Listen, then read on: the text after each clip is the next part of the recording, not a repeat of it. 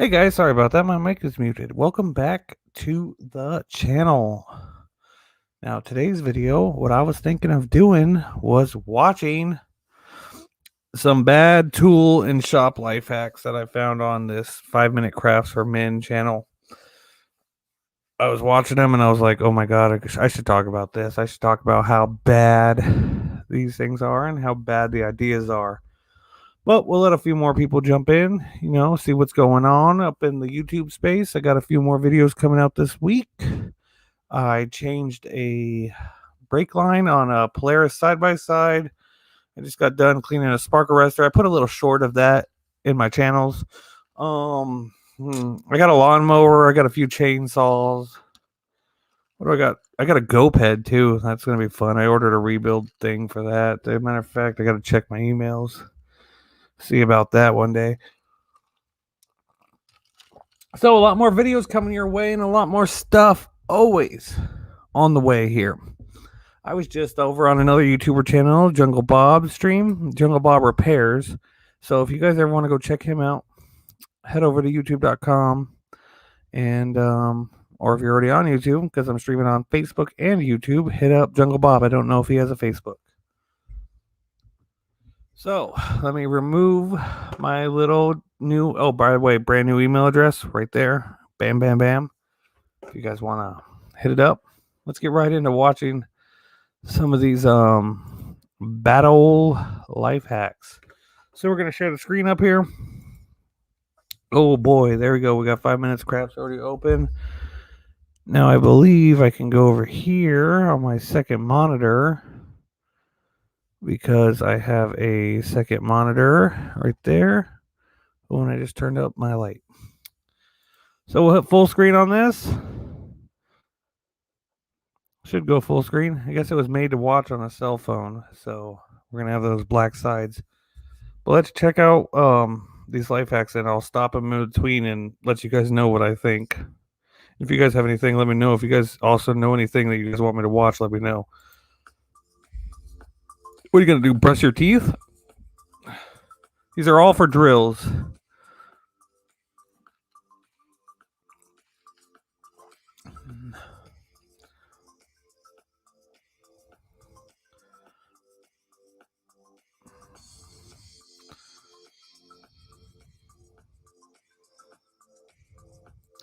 Okay, right there, that is a hell of a lot of work when you could have just put your hand at the bottom and swept them into your hand or the trash can. Like, why go through all that effort to make a little mini vacuum to pick up some pencil shavings? If not, just sweep them on the floor, pick them up later. I mean, that is a lot of work just for that. That is kind of ridiculous there. Let's see what the next one is here. Okay, so we're going to put scissors in a drill. They sell a tool for that. And now you just wasted a good pair of scissors. They literally sell a tool for that. That is really dumb. I don't know what else to say. Like, you could have mixed it with a stick or something too, But whatever floats your goat. Hey, William, here, you want to hop up here and watch these with me? Hang on one second. Let me. Oh, I got to come back over to my main screen here. Still learning this thing. Here we go. We're going to post a link up. If anyone wants to jump in here and watch these with me, you're free to come on up. I think we'd have 2 or 3 or 4 people up here.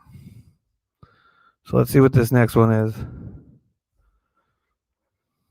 Oh, got to go back to my other screen here. Right there. Okay, so we're bending some metal.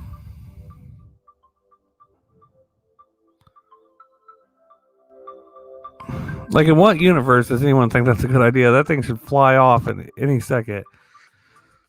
That is definitely not a good idea.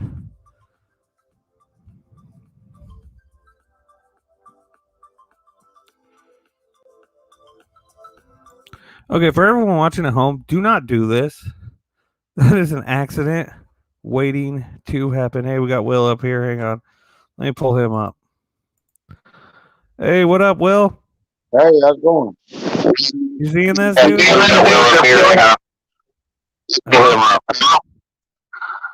what up, Will? Hey, what's wrong? You got YouTube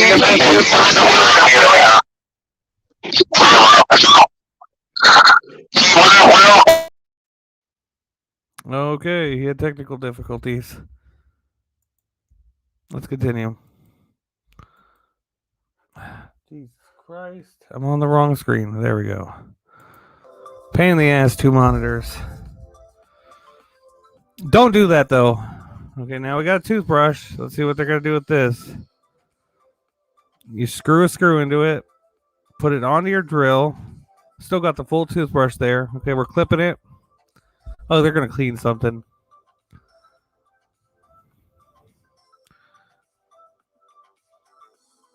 What's that, lotion?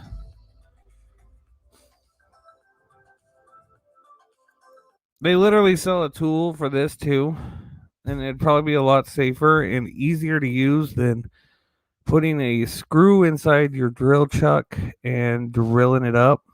Let me add Will back up here and see what he thinks. Sorry, 2 monitors. I don't know where they are. There we are. Bam. Okay. Will? Yeah, I lost connection. I was trying to stream to my what you call it here, am I still on that one too?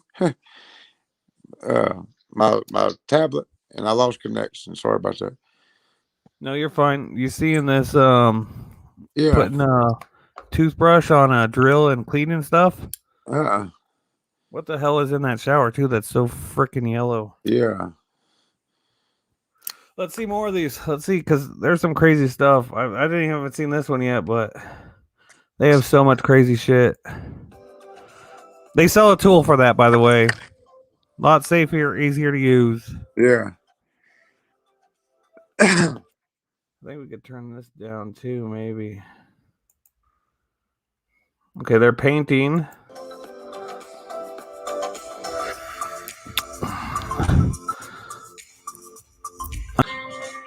That wouldn't work too good. What did you do? No, that's what I thought. They were just using a drill to spin so they don't have to do a hacksaw to cut the bolt off. Which is dumb. Just use your hacksaw. Molly. Hush. Molly. It sounds like you got a little chihuahua there. I see a little Maltese. You ever heard of Maltese? Molly, come here. Molly, come here. Oh, here, you know what? Let's take this off for a second. Let's get back up just the us chat. Okay. See if anyone else wants to pop on too. If anyone else is in here, we got the link up in there. Where's your dog at? It'll probably be over a minute. Hey, come here. Come here. Come on. Come on. Come here. Yeah, I figure we'd take a break, watch stuff. They're bad. Kind of unbearable to watch. Makes me cringe. Oh, I know. Where'd you find that, on YouTube? Yeah. And you know what? Real quick, just to say, I don't know how they're getting it. Oh, let me pause that. I don't know how they're getting it, but 42 million people have watched that video. Gosh. 42 million. So 42 people have got dangerous or bad information on what they should do in life. Molly, come here. I should be over here. Let me see if I can get my dogs up in here.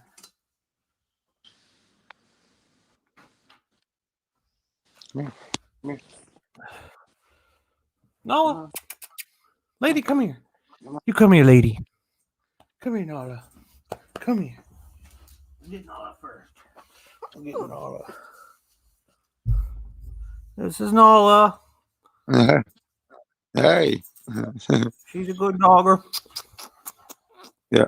What kind is she? She's a Chihuahua and a pug. Come here, lady. Okay. Come here, lady. Come here. I need to get some better light on. Then we got lady. Oh. Is he a big He's dog? A pit bull. She's an old dog. Yeah. She's an old dog. Aren't you, lady? Yeah, you old. What? If you can see Molly, What, can you lady? see? I need to turn some more light on. Oh yeah, small dogs are always the worst barkers too. Yeah, yeah. She weighs about 12 pounds, probably. She barks. I have a dog outside, a little small dog outside. And every time she barks, then Molly barks. She has to bark. That's the same thing with one of my her. other dogs too. Let's see if we can't change the title here. Are you going to try to go live every Saturday night? You say? Yeah, I want to. Either Saturday nights or Saturday afternoons. I don't know where. See, because my time zone is a little different.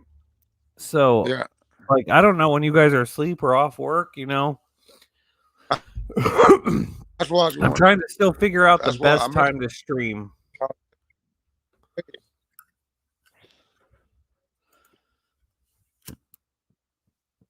What do you think the best time to stream is? Like Saturday night, probably like around 7 or 8 our time. So it'd be like what would be your time? About 3 hours difference. Say 8 be like 4 o'clock. Yeah, about 4 or 5 o'clock. I'm thinking maybe it might be Saturday morning streaming. I missed that. I didn't even see it. You're on last Saturday night or whenever it was. And I was just testing. I'm still testing it out. Like I said, I got the backdrop going. I'm just testing stuff out. I actually like live streaming a lot. It's really fun. I listened to it on the way to work, and you're just talking about what time, and I was just thinking. I mean, that's just my opinion. Yeah, because I know a lot of the other bigger YouTubers, like mixed mowers and stuff, they're all in different countries, and I'm like, man, what time is it over there? Well, see, it's a lot over of there. Typical over there, it's like for me, it's 5 hours difference, but for you, it'd be 8 hours difference. It's 8 hours ahead. So like in the UK right now, it's 8, 9, 10, 11, 12, 1. It's 1:47 in the UK in the morning. In the morning. Oh yeah, so they're all passed for out. you, it'd be 8. So for you, it'd be 8 hours difference. But like because it's only 5:48 here. 4 o'clock. Yeah. So it's only 5:48 here. It's 5 hours difference for me, but for you, it'd be 8 hours ahead. I always remember that. So, I think like on Saturday night, it's probably about 4, 5. Yeah, about 4 o'clock your time, probably. Yeah, Jungle Bob's still live on his channel, so he'll be over a minute. That's fine. We got nothing better to do. Yeah. There's something else I was going. So you said someone was talking about a carburetor that they were repairing. Or they were looking for the screw. Yeah, the hidden. You have to put them little caps over it where you can't see it. Them little plastic caps where you can't find it. You have to take a torch and heat something up and go down and get them out. Have you ever seen one? You know what I'm talking about? I wonder if I have one. I'm trying to think. Most of the time, if I can't adjust it, I'll just buy a new carburetor. Yeah, they have these little plastic like caps or inserts, whatever you call it. Then you just take a torch and heat like a screwdriver or I think a star bit works better, and then put it in there, heat it up, and put it in and then then you can adjust it. Have you ever seen one or not? I like your video. I was going to tell you because you actually work on different stuff. I like like generators and stuff like you do. Basically, everybody else on here is just lawnmowers, but I like learning how to work on different generators and. That's because I don't have no lawnmowers. Well, yeah, I know. Yeah, 4-wheelers And but I do have a lawnmower. I do have a lawnmower video coming probably sometime next week. I like something. I like to see something different. You know, like I watched on that 4-wheeler. That what was it? What kind was it? That was a Arctic Cat quad. Oh yeah, yeah. That's what my I told you about my buddy having trouble. That's what his is. It's a 2000 or 2001 Arctic Cat. Remember I told you he took it.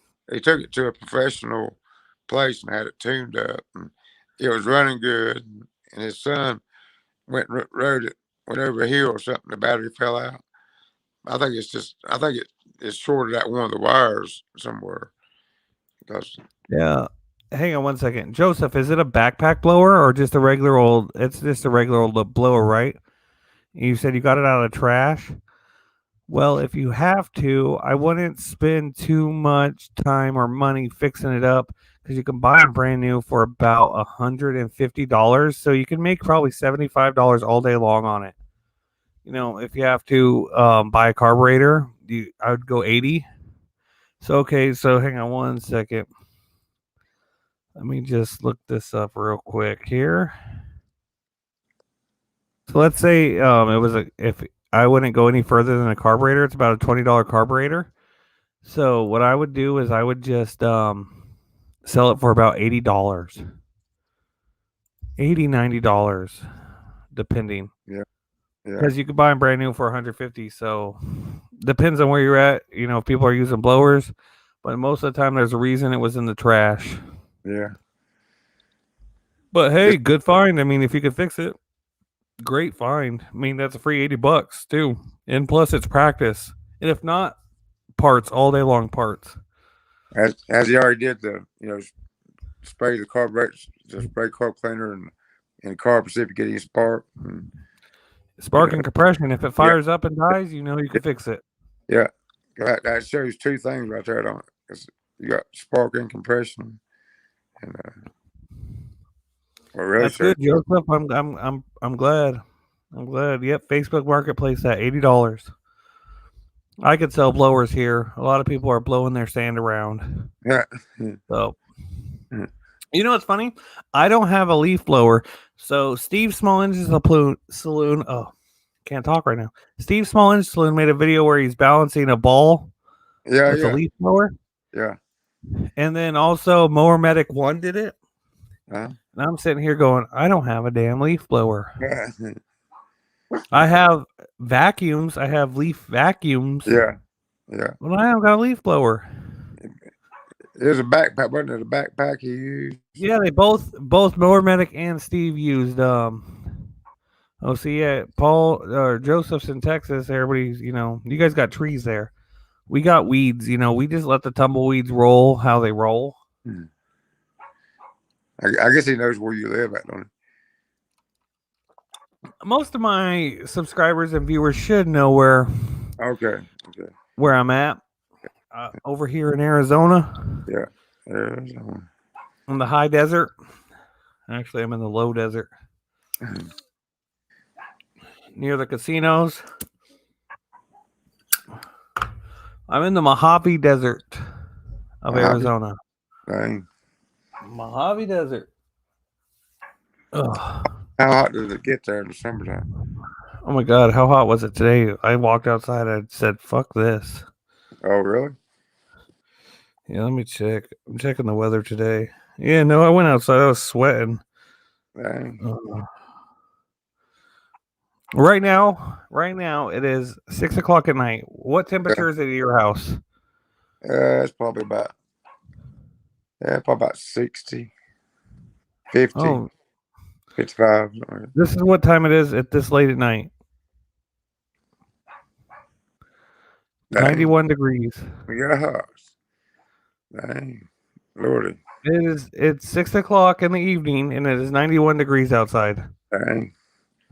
Tomorrow it's supposed to be high of 94. Dang. Let's just see this. Supposedly at 11 p.m. tonight it cools off to 74 degrees.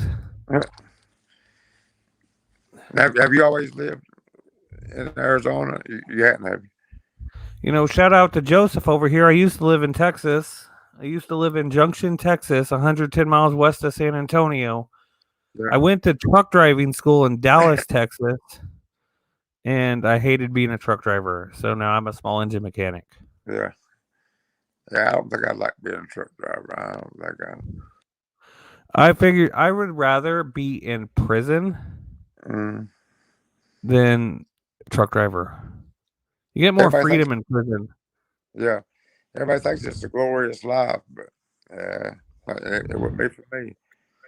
So Joseph actually just found me. He's getting into this a hobby as a side business.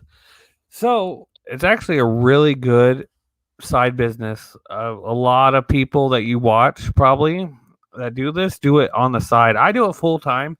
It's my full time job. But most of the people just do it for side business, and also like what you're doing is just picking stuff up and flipping it. Picking stuff up and flipping it. That's great. That's great fun. Easy money. I mean, sometimes you could buy a lawnmower. Someone just wants it off their yard. Just get rid of it. Come pick it up.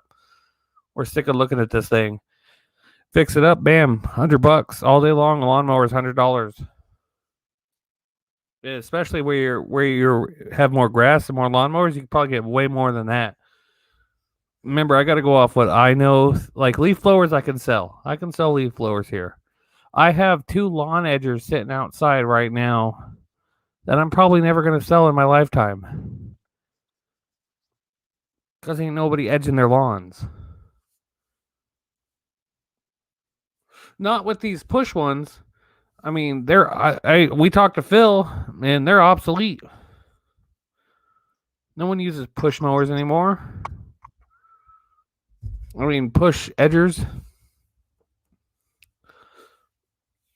Oh. So, William, do you do this? Do you do small engine repair at all? Or do you have a different job? What was that guy's name? Joseph? I actually work for a company that makes coax cable and fiber optic cable. And we got plants all around. It's called CommScope. It's we have plants all around the world now. We make cable like for the cable industry and fiber optic and all kinds of cable.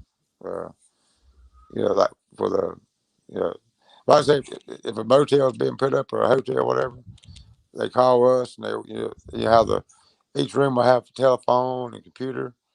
Well, they call us to order like so much, so RG6 or whatever it is, and that's what we make. I've been there 25 years. Right? That's what you do for. So, do you just do this for fun? Yeah, just for fun. Yeah, just for fun. Right. I ain't advertised a bit, and I'm busier than crap. Oh no, I know how that is. Mainly people from work. I got a chainsaw, my weed eater, my lawnmower, I'd hate to see if I advertise. I'd hate to see how much I'd get. What was that guy's name? Joseph? Yeah, that's Joseph Rudd. He's a CNC machinist. That would be really good in this industry too, especially if you need to like grind down your heads or something. Oh yeah. And you know how to do that. That is a really good thing in this industry. I mean, you're not going to get the money for it. No one's going to pay you the money to do it, but if you're doing it for yourself just for fun, it's a really good industry, but ain't no one going to pay you to CNC something on a machine when they could just go buy a new one. Unless they have like a $14,000 lawnmower and they know you're the guy to call and they're willing to spend $2 or $3 grand to fix it up, but ain't no one going to pay you what you're worth if you're doing small engine repair for a CNC. But that's pretty cool. I like that. That's pretty cool. You can make custom shit too. That's pretty fun. Me and my friend were actually trying what do you call it? 3D printing to make those little plastic clips that go on carburetors. They break all the time you pull them off. Oh yeah. Yeah.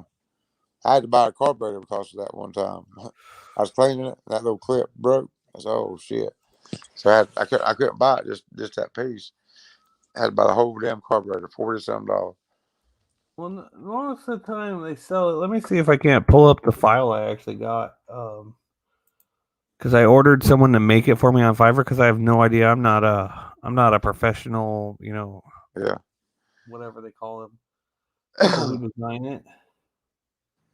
I just gonna tell Joseph he picked the right channel. Your channel, Joseph. If you're still on here, you'll see a lot of good stuff.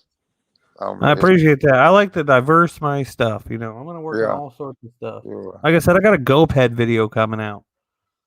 that's why I like seeing something because, like I said, I ain't down on them, but it's just mainly lawnmowers, weed eaters. I like seeing something different. See, look, I ordered this. We're gonna try printing it out and see how it works. Let me show this up on the screen here. Oh, maybe I gotta share it. Hang on, I gotta share it first. Share screen. So I ordered this. Someone to make this for me, and it's bugging out. Yeah. Let me go back here. Back here. No, it's still bugging out. So, anyways, you can kind of see it through the bug, and you see that's what goes inside those carburetors. Yeah. And I'm gonna see if we can't print those out and use those instead. Oh yeah, that'd be neat. We could. Yeah, I mean, and imagine if that works. See, it's visible, but for me, it's showing flashing. Yeah. But if that works, I mean, imagine the stuff else we could 3D print. Choke levers or whatever. That'd be pretty cool. Like I say, I was taking my carburetor off, clean it, and had the automatic choke thing. I wasn't paying attention. I snapped it off just as per as you please. Yep, you're gonna need a new carburetor. You're gonna need a new carburetor. I know 3D printing is exploding right now. It's crazy. I want to try it, so I ordered. I use Fiverr for everything, like my little logo and everything over there. Paid someone on Fiverr, the banner on my YouTube channel. I'm not a graphic artist or whatever. Graphic. What do you call those? I don't even know what they're called. See, that's how much I know about graphic art or whatever.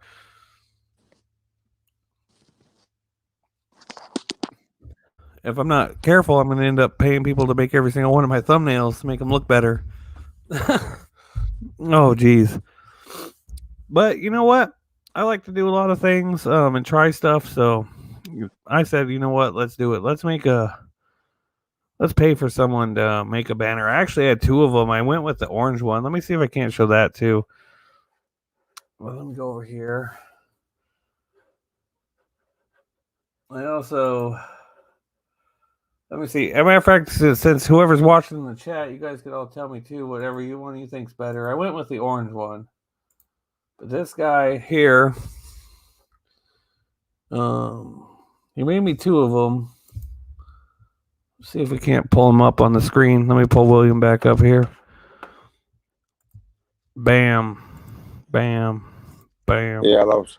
Hey, William, let me know what. Let me know. Let me know which one you think's better.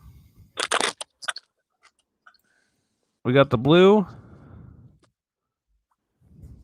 which is not the one I went with. Yeah. And the orange one is the one currently on my channel. I like that. Hey, what's up, Mower Medic? How you doing? I was gonna do the Steve thing, but like I was telling Will here and other people, I don't have a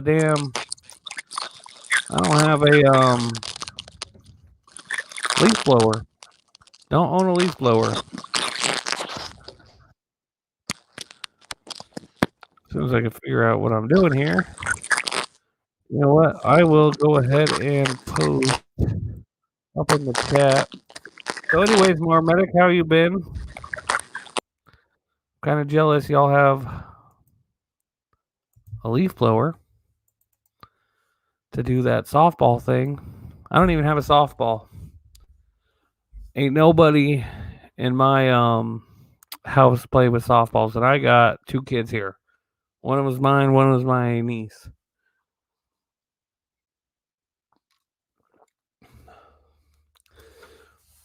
But I wanted to. Oh, what was I gonna do? What was I gonna do? I don't even remember what I was gonna do anymore. Jeez. Oh, I guess that's what sucks about live streaming is you can't edit out and figure out what you were gonna do. But anyways, did I talk about how much I hate these carburetors? Probably. I do it all the time. I keep them right here as a reminder to myself how much I hate them. Like, look, you can't even hear nothing. That's because they don't work.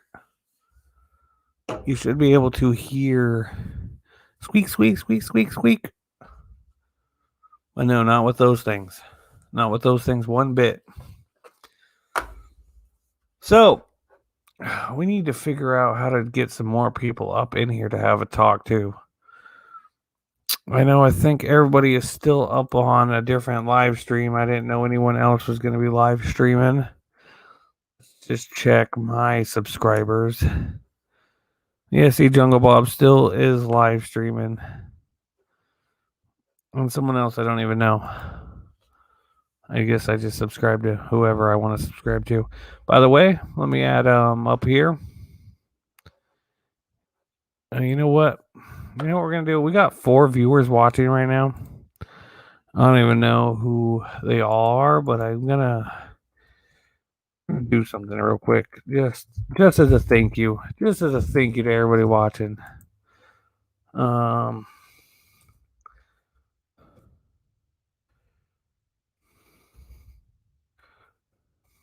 Just as a thank you.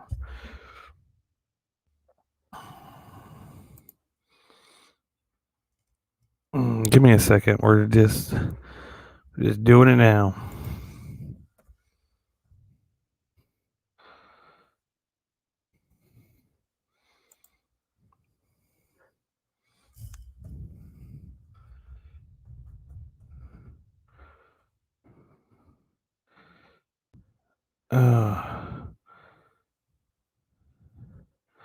Hang on, I'm trying to figure out if I could do this.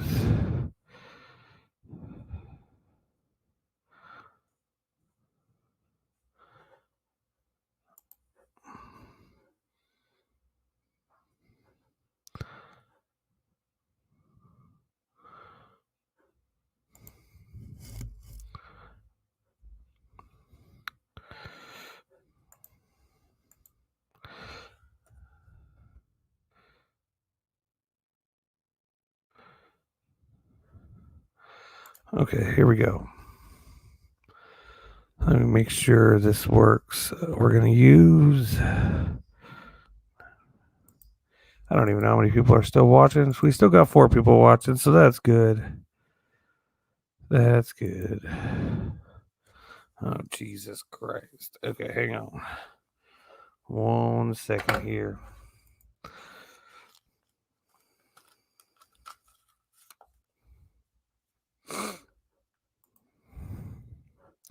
So anyways, how's everybody doing today? I hope everyone is doing well.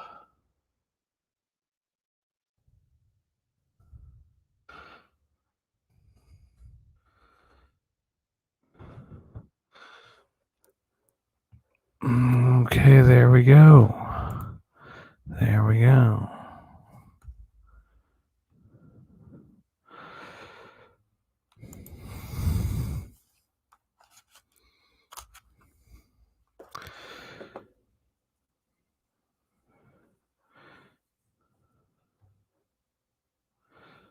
We don't know if it's going to work, but we're going to find out. Oh, we got 5 people viewing, so that's good.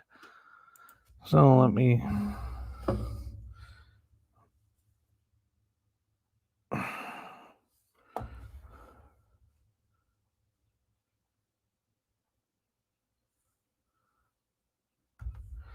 Trying to figure something out here, guys. Do a little thank you for checking me out.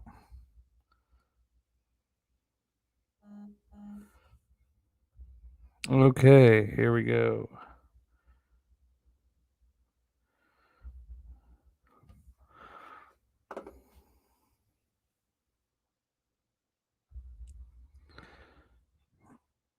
We'll figure this out here. Okay, check it out. 5 people watching here. We're gonna Add a banner here. We're just going to type in this.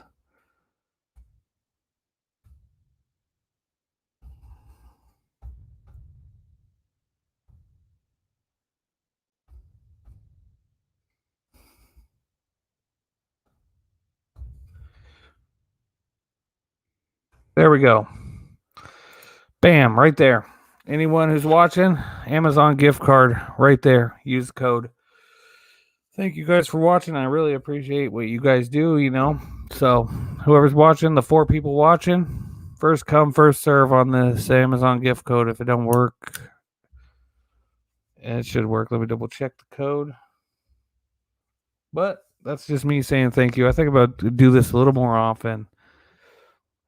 I got some more people in the chat. Oh, hey. Phil was here.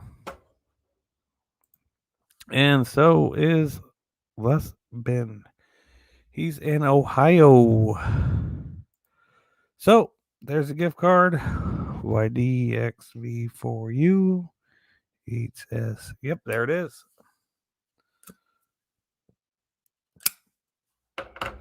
Leave it up on screen for a little bit. Don't know who's watching, who's going to Amazon on their phone, whatever. I just want to say thank you.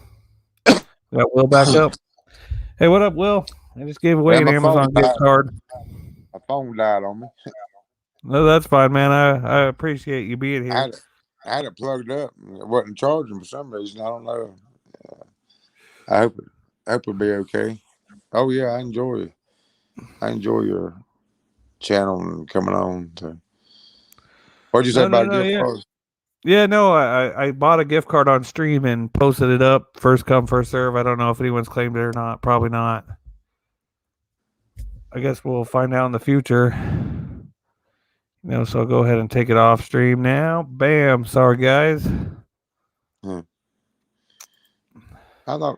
figured old Jungle Bob. He says most time he comes over. Yeah, I think he's still streaming. I think he was yeah, I think he's still streaming. Let me double check.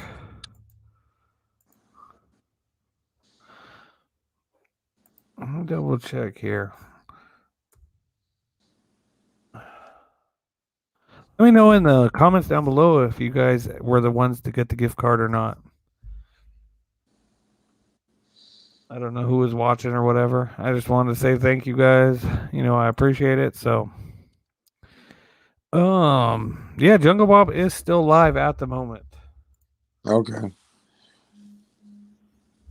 I thought he told you he was gonna come on. He's gonna come on over.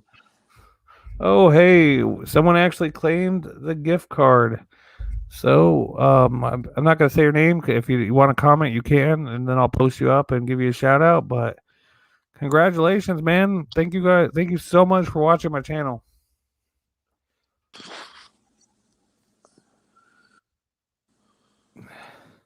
So that was cool. He actually was able to say thank you too. So on the email. That's good.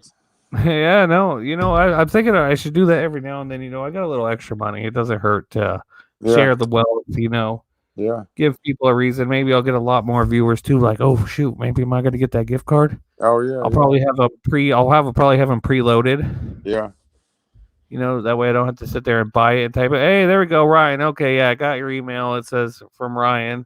So I just wanted to I didn't want to dox you or nothing. Hey, I appreciate you watching. I appreciate the channel. Stay tuned, stay more. I think about doing some more gift cards in the future. Hopefully you can enjoy it. Sorry, it's not a bunch of money, but it's something better than nothing. Oh yeah, every little bit helps. I'm thinking about probably doing Starbucks gift cards too, and just stuff everybody uses every day. Yeah. But Ryan was the quick to the gun on the code there, so I'll probably have them preloaded in the future, so I don't have to sit there and buy it while I'm on live stream. Yeah. Have it preloaded, ready to go. Yep, just slap them up and say, "Here you go." Yeah, I'm gonna try that. I'm gonna try that with my core on that. My trimmer, steel trimmer. Yeah, just take that brass. Take that. I use the brass one. because it's less abrasive. Yeah. I'm gonna try that. I hope it works. Right down course, $60. I can't afford it right now. Right at Right. 60. I think I told you a little bit about it last time, didn't I? It's a steel You would tell me you have no spark. FS90R. It's like a 4 mix. They call it. You said you said you ain't never seen it. It's got the valves in it. It's actually got valves. It's two stroke with valves. It's wild. Well, then it'd be a 4-stroke. Yeah. Well, it's You can't have a 2-stroke with valves because the valves are for 4 strokes. But it takes because the very first stroke is your intake stroke. Yeah. Then the second one is your compression stroke. But and then your power stroke, and then exhaust. That's it. It's called a 4 mix. It takes 2-cycle fuel. It's weird. It sounds like a go-kart. It sounds just like a go-kart. It's a weed trimmer with it takes 2-cycle mix. You don't put the oil separate. But it's called a 4 mix. It ain't a 4-stroke, but it's a 4 mix. That'd be real weird. I've never seen that. I've never. I didn't realize. I bought it. And I was talking to Ken. You need to make like just a little tiny video and like post it up. Yeah, I will. Yeah, I will. It's wild. Even if it's just explaining like, even if it's just like, yo, check this out. Look at this thing. Yeah. I mean, that's something pretty interesting. Yeah, the valves is little teeny, little teeny, about I don't know, 2 inches by 2 inches, inch and a half or something. Yeah, that's called a 4 mix. Yeah, I'm kind of interested in seeing what that is. That's pretty cool. Yeah. Oh, by the way, it's pretty cool because, like I said, I knew right away that he redeemed it because it gave me a thank you, and it said who redeemed it. I thought that was pretty cool. Oh yeah. Heck yeah, that is cool. Yeah, you know what? Just my way of saying thanks. Giving back to the community a little bit, That's right. I'm about to get your email or I can be ready next time. Well, then you just got to be up on the stream. For anyone wondering, though, if you guys want to email me, ask me any kind of questions, if I could find it, there is my email address. Brand new email address down below, simplysmallengine@gmail.com. That's what I'm using now. I guess everybody knows that if they want to come on the panel, do StreamYard, right? Oh yeah. I use StreamYard Premium too, so you don't see that damn little goose up in the whatever it is, the duck up in the corner. The 90 takes mixed gas, wild design. Yeah, I've never heard of that. William was telling me about the valves, and I'm like, that doesn't make sense. Valves would be 4-stroke. That's what I thought. I thought that was crazy, but I took it apart and sure as shit, there they are. Yeah, I was like, wow, that's weird. When you were telling me about that, it was like, I'm sitting there going, yeah, okay, whatever. That's dumb. But I don't know. If it's there, it's there. I don't know. Because Still's a good product. I'll do a little video on it one day. Put it up. Yeah, I think tomorrow I have another generator video going live. It'll be 9:00 your time, 9:00 in the morning. Yep.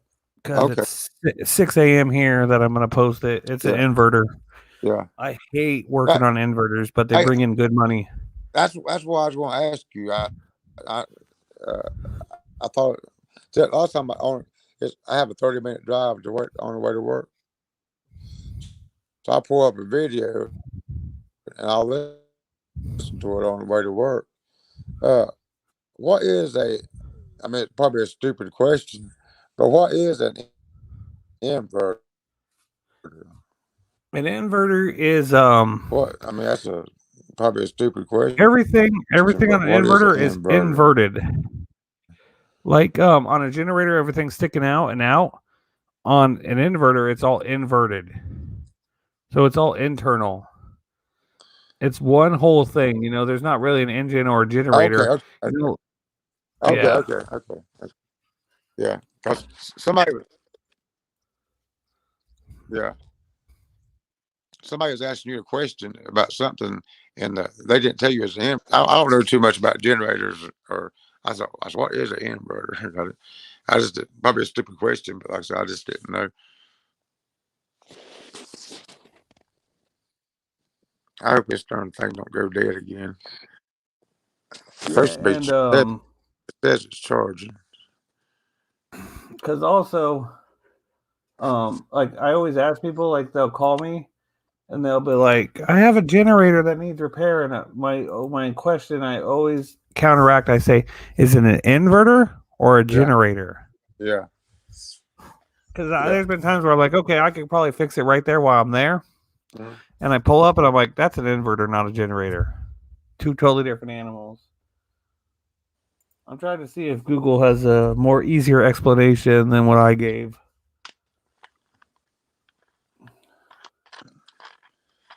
Well, they just say you get better fuel economy on an inverter than a generator, and they're smaller. But you know what? They're super small and they're super quiet. So inverters are the way to go. They're just not user friendly. I mean, to change a carburetor on one, it takes an hour or two. Yeah. When I could change a carburetor on a generator in less than 10 minutes. Yeah. It takes me 10 minutes to clean don't a have carburetor. That was a mess the other day when it went upside down. Yeah, that's what happened, and there's a lot of times. I mean, I've had people bring me in a box of stuff that says I can't figure out how to put it back together. Yeah. And then I'm just sitting here going, I pray everything is here. Yeah. I'm just praying everything is in the box. Yeah. Because then I'm playing puzzle games. I get paid. I do it. I done it. Yeah. I had a customer actually. I just fixed some motorcycles for him, and he said, "Here, let's see if you can't fix this chainsaw." And he doesn't think I can fix it. It's just a McCulloch. Yeah. And I'm like, you know what? Bet. Let's do it. Challenge accepted. I'll fix it. As long as it's not blown up all the way. Most of the time, I can fix them. Because they're hard to get parts for nowadays. After you get done working. Yeah, I also got a Pullin Pro. Everybody hates whatever it is. Yeah, everybody hates Pullins, but they're made by Husqvarna. I'm getting a phone call. Hang on one second, my dogs are barking. Shut up! You still there? Yeah, I'm still here. Sorry about that. Yeah, I got a Pullin to fix too. In Pullin, they're made by Husqvarna. Yeah, I can hear you. Barely. I was getting a phone call. That's what happened. Oh, yeah? People don't call me till I get on a live stream. Yeah, no, hey, Jungle Bob is still streaming. He's still going strong. Dang. I thought he was going to shut her down. Come on over. Yeah, no. So he has. You're talking about the Saturday night. That's thing. all good. In my opinion, like for us on the East Coast, I think there's a bunch of people on the East Coast like Jungle Bob, Ken. Oh, hey, Chris X Outdoors is in here. He's such a good. I found him on Instagram before he was on YouTube. I just want to tell you this, Chris, if you don't mind. The first thing I seen, I was scrolling through Instagram, just adding small engine stuff, and he posted these pictures of a box that he built to put his ultrasonic cleaner in, and I'm like, dude, I need the link to this video. Yeah. I still haven't gotten around to repairing it now that wood's up to the wazoo, but that's how I found you, man, on Instagram, because you made that box, and I even have a DM. I was like, dude, I need a link to that video. That was such a great. Is he in the chat now? Yeah, Chris Outdoors. Yeah, he did a really good video on that. Come on up on the panel, Chris. hit that Not a screen. lot of people do, you know. Yeah. But he's starting to do a lot more videos, and he has a really good channel. So if you're not subscribed to Chris, you should. Maybe He's I'll getting check there. him out. Chris Outdoors, right? Chris X Outdoors. Here, let me Chris pull his X name up on the okay. screen. Okay. Yeah. Okay. Yeah. I have to wait till I get off. I just got my phone. I Yeah, don't have no computer. And yeah, I'll check him out. Yeah, I'm pretty sure that's all you got to type in to find him. Yeah. Yep, that's all you got to do. He has 53 videos, about 222 subscribers.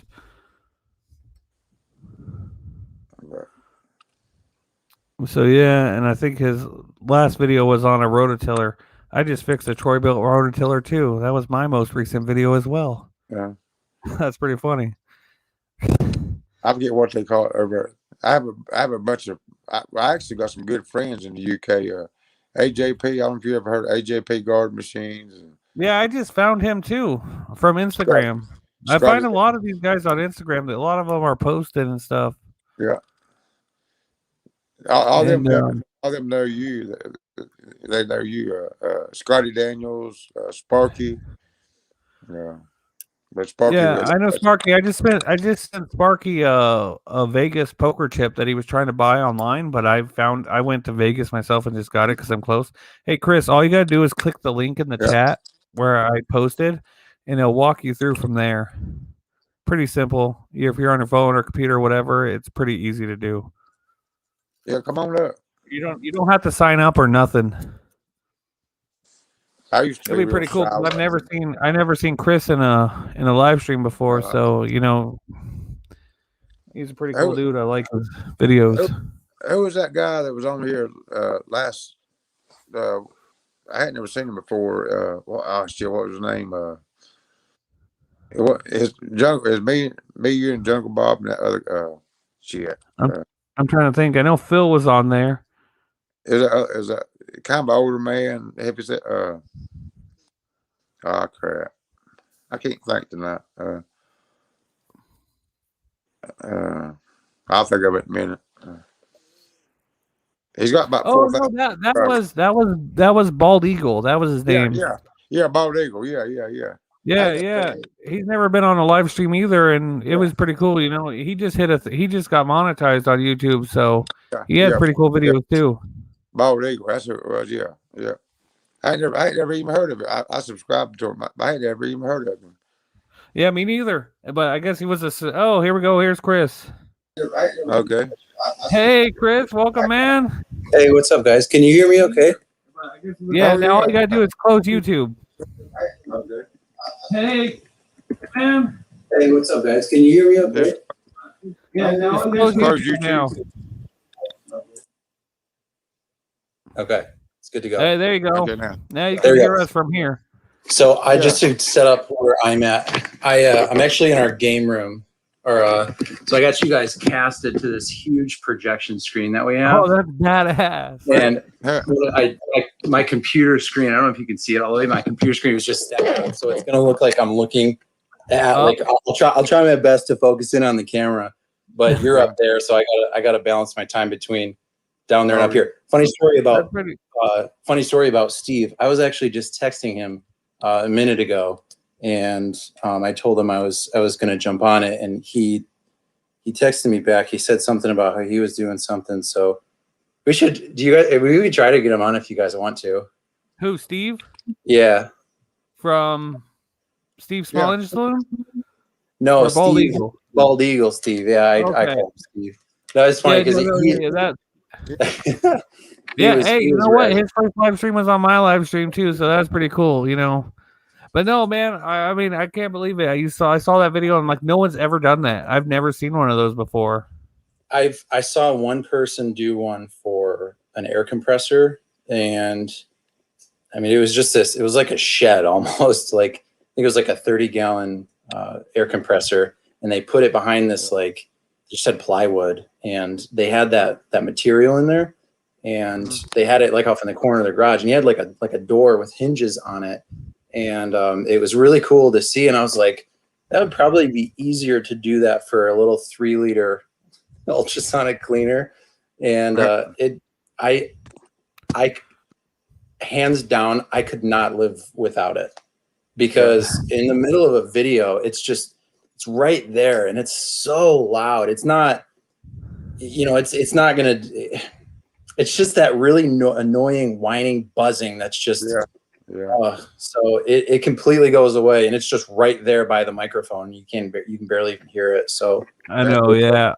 It's funny. Most of the time when I'm filming, after I put in the cleaner, I just stop filming for 30 minutes. I'm like, shoot, I can't do nothing while it's going. Yeah, no, that's the play. That's what you have to do. So it's a game changer.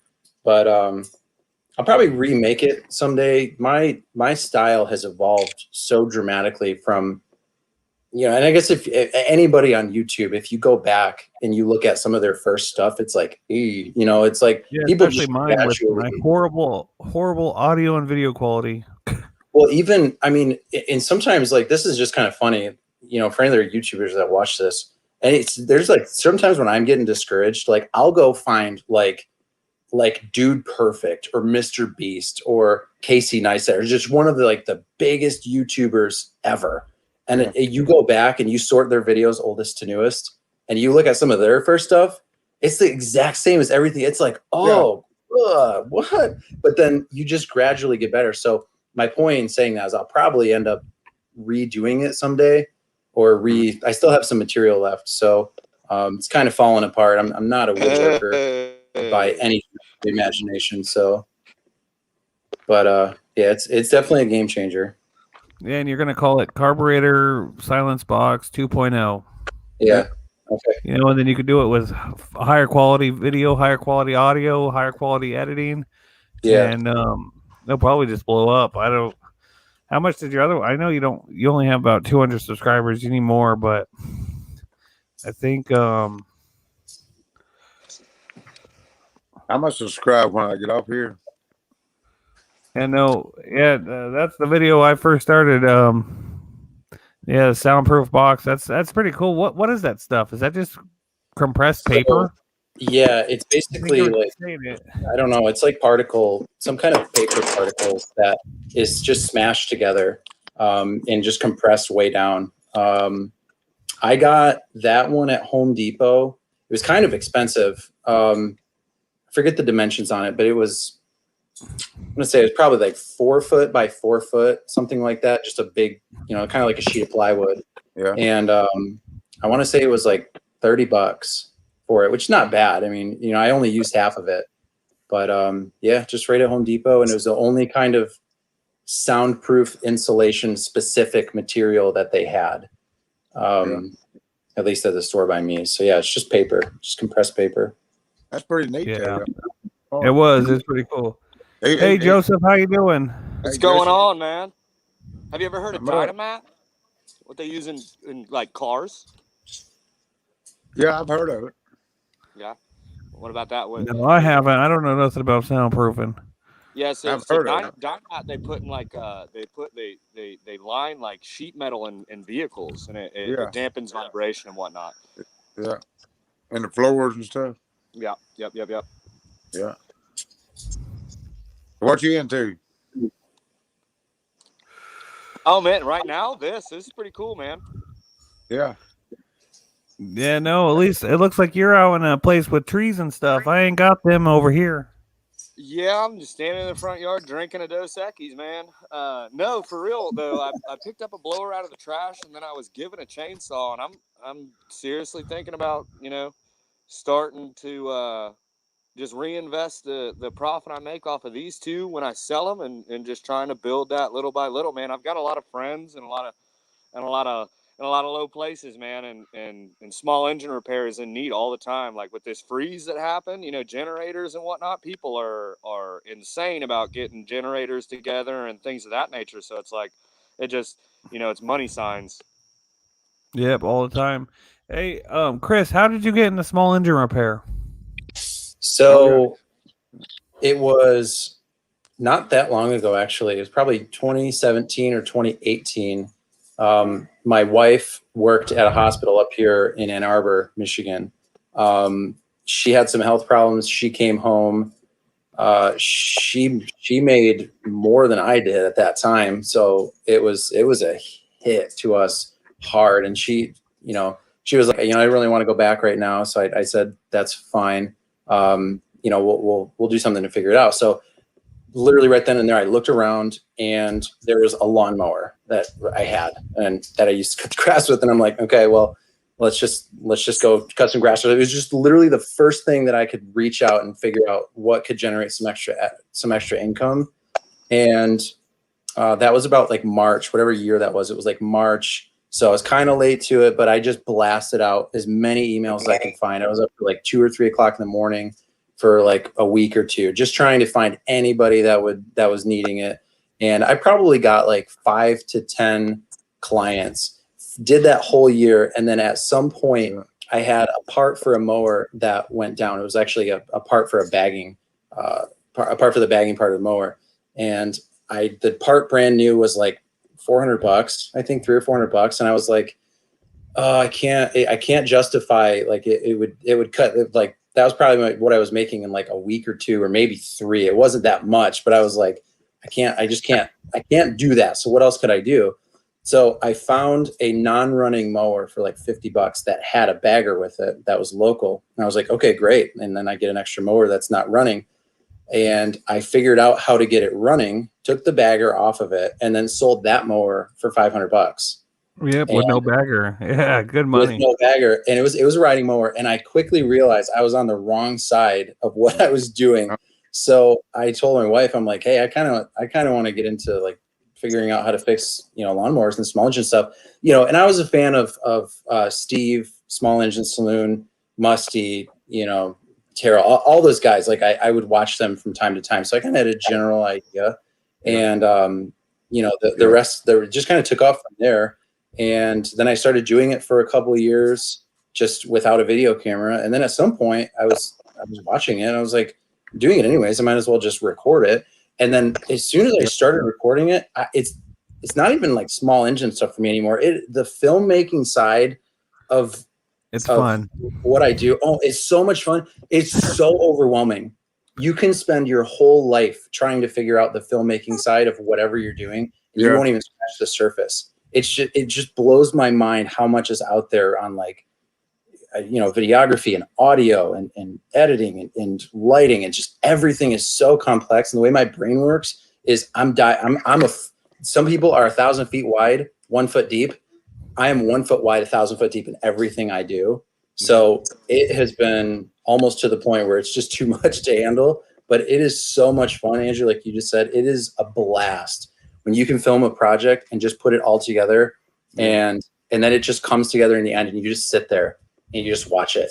It's so cool. It's so tangible. And you're like, I made that. And it's so much fun. And like, you go to like a day job and you work all day, like run, just sending thousands of emails or whatever it is. And then you get home and you're like, what did I do? What did I just spend my time doing? So there's like nothing tangible at the end of it. So much fun. I am having a blast. Good. You know what's cool is because after you spend all that time building your project and having fun doing it, you post it up and then other people enjoy it. Yeah. You know what I mean? Like you didn't even post that video of the ultrasonic cleaner, and I was already one of them saying, "Hey, dude, I'm waiting for it. Let's go." What are you doing? Push upload already. Come on. Yeah. Check that out. Well, what would be awesome to do, and I think one of the reasons why I'm putting a lot of emphasis on the filmmaking side of it is I want to try to reach a younger generation that is desperately in need of figuring out how to take things apart and put them back together. And I mean, you guys know, and I'm sure some of the things that you guys come across, we live in such a throwaway society. People are like, oh, it doesn't work. It's broken. I'm just going to throw it away and get a new one. And it's like, just like 10 minutes, clean the carburetor, and it's just as good as new. Yeah. And, that's so how Joseph got his leaf blower just now. Yeah. Threw it in the trash. Yeah. No, it's crazy. I'm sure you guys probably all have 1,000 stories of what you found, and you're like, is this person insane?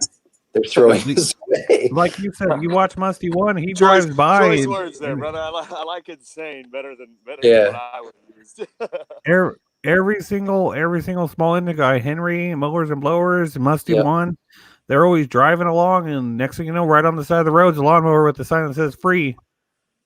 Yeah. Dude, it's nuts. It's seriously crazy. I don't know how so do you do repairs for people or just flipping? You just buy broken stuff and repair them.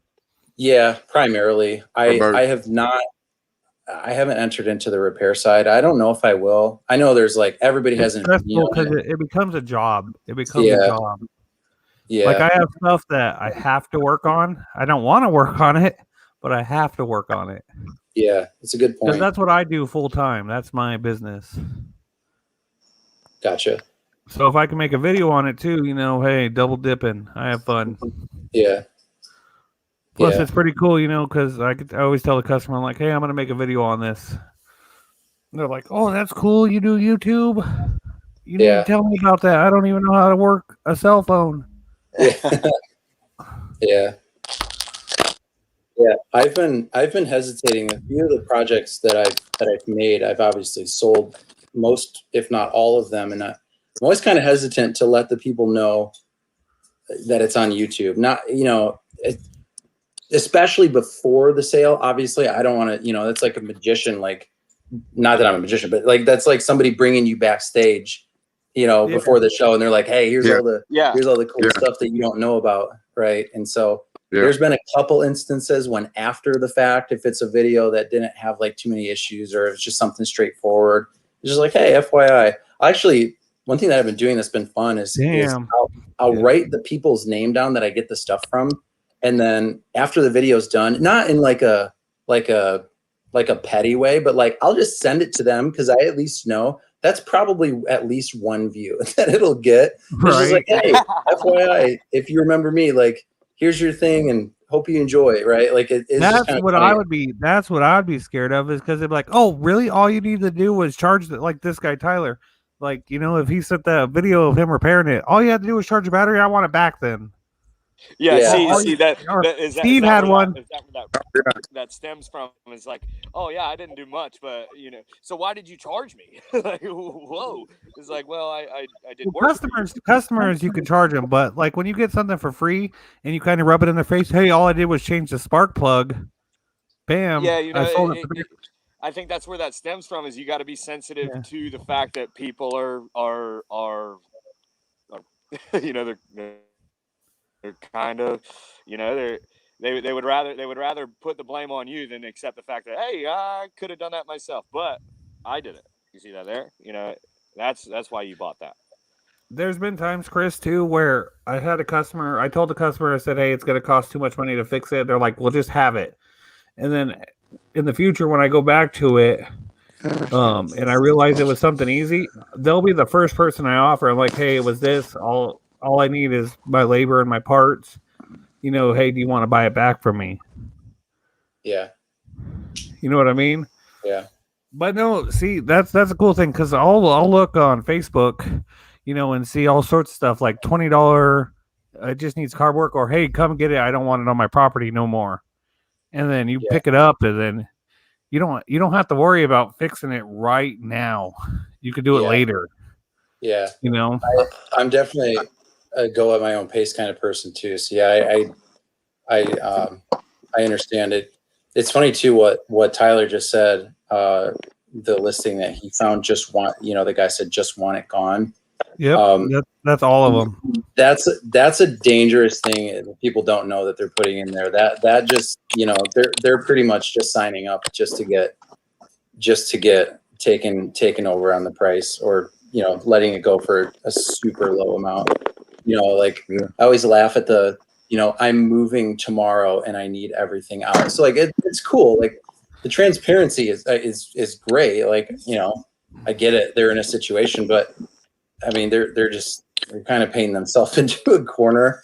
And I always love to, on the flipping side of it, when that somebody is coming from like an hour or more away. I always love when people say that. I don't ask and I go out my way, but if they say something like that, then I know I have that card to where if they want to try to, heckle on the price, like they're, whatever you have it listed for is likely a price that they're going to pay. Right. I mean, I know they'll try to get it for less. We all do. I understand that. But if they're coming from 2 miles up the street, it's a lot easier for them to say, nah. And then they just go through the Dairy Queen and then they go home. Right. And versus if they're driving an hour and a half, it's like, that's 3 hours round trip that you just drove and wasted. That kind of weighs on people a little bit versus just, puckering up and paying it. So it's an interesting dynamic that I always love. And that on the flip side too, if you're ever going to buy anything, don't say where you're coming from. Is just especially if it's from far away, because then that person, if they have,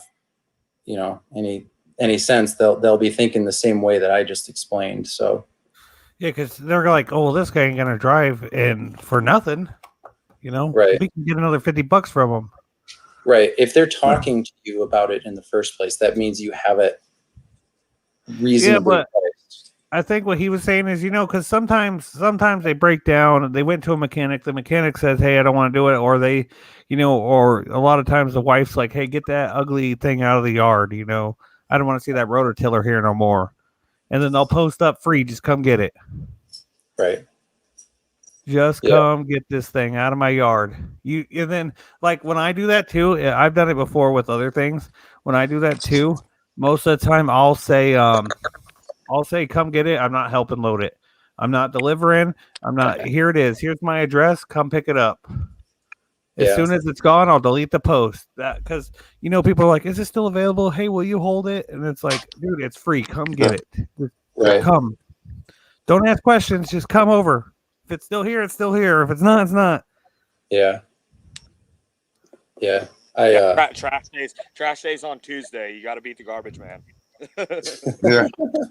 Yeah. I like Musty. It tucked in a couple of his finds. He kind of relays the strategy of if he's at a garage sale, if it's a more, if it's a house that has a little bit of land, likely they have probably some equipment that's, out behind a pole barn somewhere. And they just, the tire's flat or whatever, and they don't want to wheel just an ugly piece of crap up to the front. So he'll say that sometimes he'll go in and he'll actually he won't even look at anything in the driveway. He'll just kind of walk straight up to the person and just be like, "Hey, I kind of bring stuff back, the old power equipment. Do you have anything like out back or like anything that you didn't necessarily wheel up to the front?" And from what it sounds like, that is more often the case, more often than not. People will be like, "Oh yeah, actually we got an old, we got an old 314 back here. It's been sitting there for 22 years. We didn't think anybody wanted it." And then, he's like, "Ha!" And then he's out. Two times in my life, I drove by and I've seen equipment in people's yards. I say, "Hey, what are you doing with that? Do you want to sell it or what?" And they're like, "Take it." You're the first person I ever asked. Get rid of it. Ryan said I've been given a nice stuff. I may take a small part of my profit and buy the person a gift card. First of all, Ryan, that is awesome. And I love you for that. And I do the same thing, but I do it with our mail lady. She's a huge Starbucks fan. And you got to keep your network kind of in check. But there's a few things that if they hold some resale value and it's more like part number specific, I'll throw it up on eBay. I know you pay a fee, but they connect you with 320 million people versus, the 1 million people that are in my area. So I'm willing to pay that, and more likely people are willing to buy it. So if that's the case, like a lot of times I'll throw something up on eBay or whatever. And if it does well, I do that same thing. So Ryan, thank you for doing that. That's awesome. Ryan got my gift card earlier because I gave a gift card away too. I think I'm going to do it every time I do a live stream. So he was actually the one who got the one I gave away. That's cool. But yeah, I think like I said, it's like you walk right up to a yard sale. I'm like, "Hey, show me the good stuff. Show me the stuff that's not here." Yeah. And like I said, it doesn't hurt to ask. The worst thing you could say is, "Hey, I don't want to sell it," or "Hey, Yeah. I want $1,000 for it, you know. But sometimes they'll say, dude, really? You want that piece of crap? Take it. Get it out of here. Yeah. I've been meaning to get that scrapyard, but it's too heavy, you know? Yeah. You know, I just fixed the same kind of rototiller you did. Old Troy-Bilt. Yeah. Yeah. How was it? What was it like? What was the story? It needed the carburetor really cleaned, and then it didn't have spark. So it took the magneto was super rusty, so I ended up having to clean it off, and it restored the spark, brought it back to life. Really? Yeah. There was. That's awesome. I know we keep bringing Musty up. There was a. I've never personally seen it, and I was watching. It was, I don't know, maybe a month ago, maybe more. He's interesting because he's not. I don't want to say he's not confrontational, but I feel like his overall knowledge is fairly confident. The way, you know, it's just he's been through so much, and he's had through so many, you know, he's had so many experiences, and he brought that up, and he was like, I know this is going to spark a debate. Bullshit. A good nose for bullshit. He brought it up, and he said, I don't think that rust is an inhibitor for spark. And I didn't even go to the comment section. So it's interesting that you say that, because I wouldn't have known. I've never known it in either scenario. And before he said that, I never came in contact with something that was the case. But This was the first time for me. Oh, okay. So And it worked. I'm surprised. It worked. I had no spark on the thing. It was not starting. I got a video up on my channel. If you ever get bored, you know, click on it. But eventually all I did was just take a wire brush, clean off the magnets, and I was getting spark again. Brand new. If you could rate the rust on a 1 to 10 scale, and 1 was barely any or none, and 10 was the worst of the worst, where do you think it fell? I'll watch the video. Where do you think it fell in there? A 4. It wasn't even that bad. Really? Yeah. That's awesome. Trying to see here if I have a you know what? Actually, hang on 1 second. After we get off here, I'm gonna subscribe to you, Chris, and check you out. Where'd you say you're from? Michigan? Yeah, we're from in between Ann Arbor and Flint. There's a town up here. Hang on 1 second. Let me see if I can't do this. I think he's gonna start going on maybe every Saturday night too, Saturday evening. And, y'all ought to come join. And Ken, heard of Ken Small Engine? Yeah. He comes on Sunday morning at 8 o'clock. Mixed Mowers Saturday evening. Well, it's about 2 o'clock our time around here, Eastern Standard. Oh, because he's in UK, England. Yeah. Yeah, and there's several. Y'all come on and. I'm just. This is my first live anything ever, for the record. I don't know. It's just been. I don't know. I just been late to the party, but yeah, I'll definitely have to check that out. Yeah, no, Pates, there's a bunch. See you later, William. Till next time, man. Okay, hey, Chris, if you look at the screen, that's all the rust was. That's what was stopping my spark. Really? Or maybe it was a space issue. After I readjusted it, but I think once I got it clean like this right here, it was good as new. It was sparking again. Is that your thumbnail? That's your thumbnail, right? That's my thumbnail, correct. Good. Okay, good. I was gonna say good. That was a legendary thumbnail. I hope it is. So yeah, same thing with the gap too. I've never placed much importance in it. Obviously I gap it, quote unquote. But that's barely any rust on there. Yeah. I heard Busty say that the other day about he thinks rust on. And I'm in that same boat. I didn't think it worked either. You know what? I said, I'm going to try this. And see what happens. And sure as shit, it fired right up. And you could see me in the video. I couldn't fire it. I was getting no spark. Huh. Yeah. Yeah, that's I don't know if I jiggled something right or it was a fluke or what, but that's what fixed the problem. Yeah, that's really interesting. That's awesome. And I was one of those people too, like, because it's like Terrell says, it's not a rocket ship, it's a lawnmower. It either works or it don't work. Yeah. Yeah. Yeah. And it's like, well, it worked after I cleaned it. Yeah. So, am I a believer now? Like what? And that was, other than the gap, that was the only thing you did, right? Yep, in the video, yeah, that was the only thing I did. Yeah, I've made that mistake before, where during the troubleshooting, doing one thing at a time is really good, because then you're like, okay, wasn't that next, wasn't that versus. Well, I mean, I cleaned the carburetor. I thought at first it was just a carburetor issue. Yeah. And as soon as I cleaned it in the video, I'm like, I don't got spark. This thing is not running. Even with ether, it's not starting. So I did all that work, took it all apart, saw that it was rusty, cleaned it, took off the coil, hit a wire brush on that too, put it back on, and it started sparking again. Wow. Yeah, that's cool.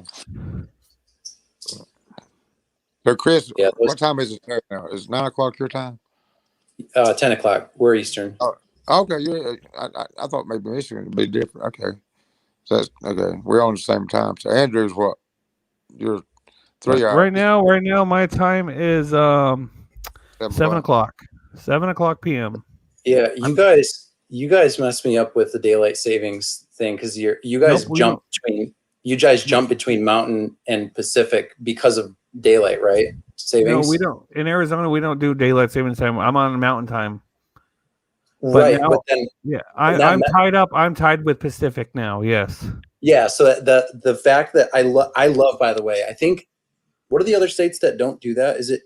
I know it's Arizona. It's in India. Is it in Indiana do it too, or they don't do it? Daylight savings.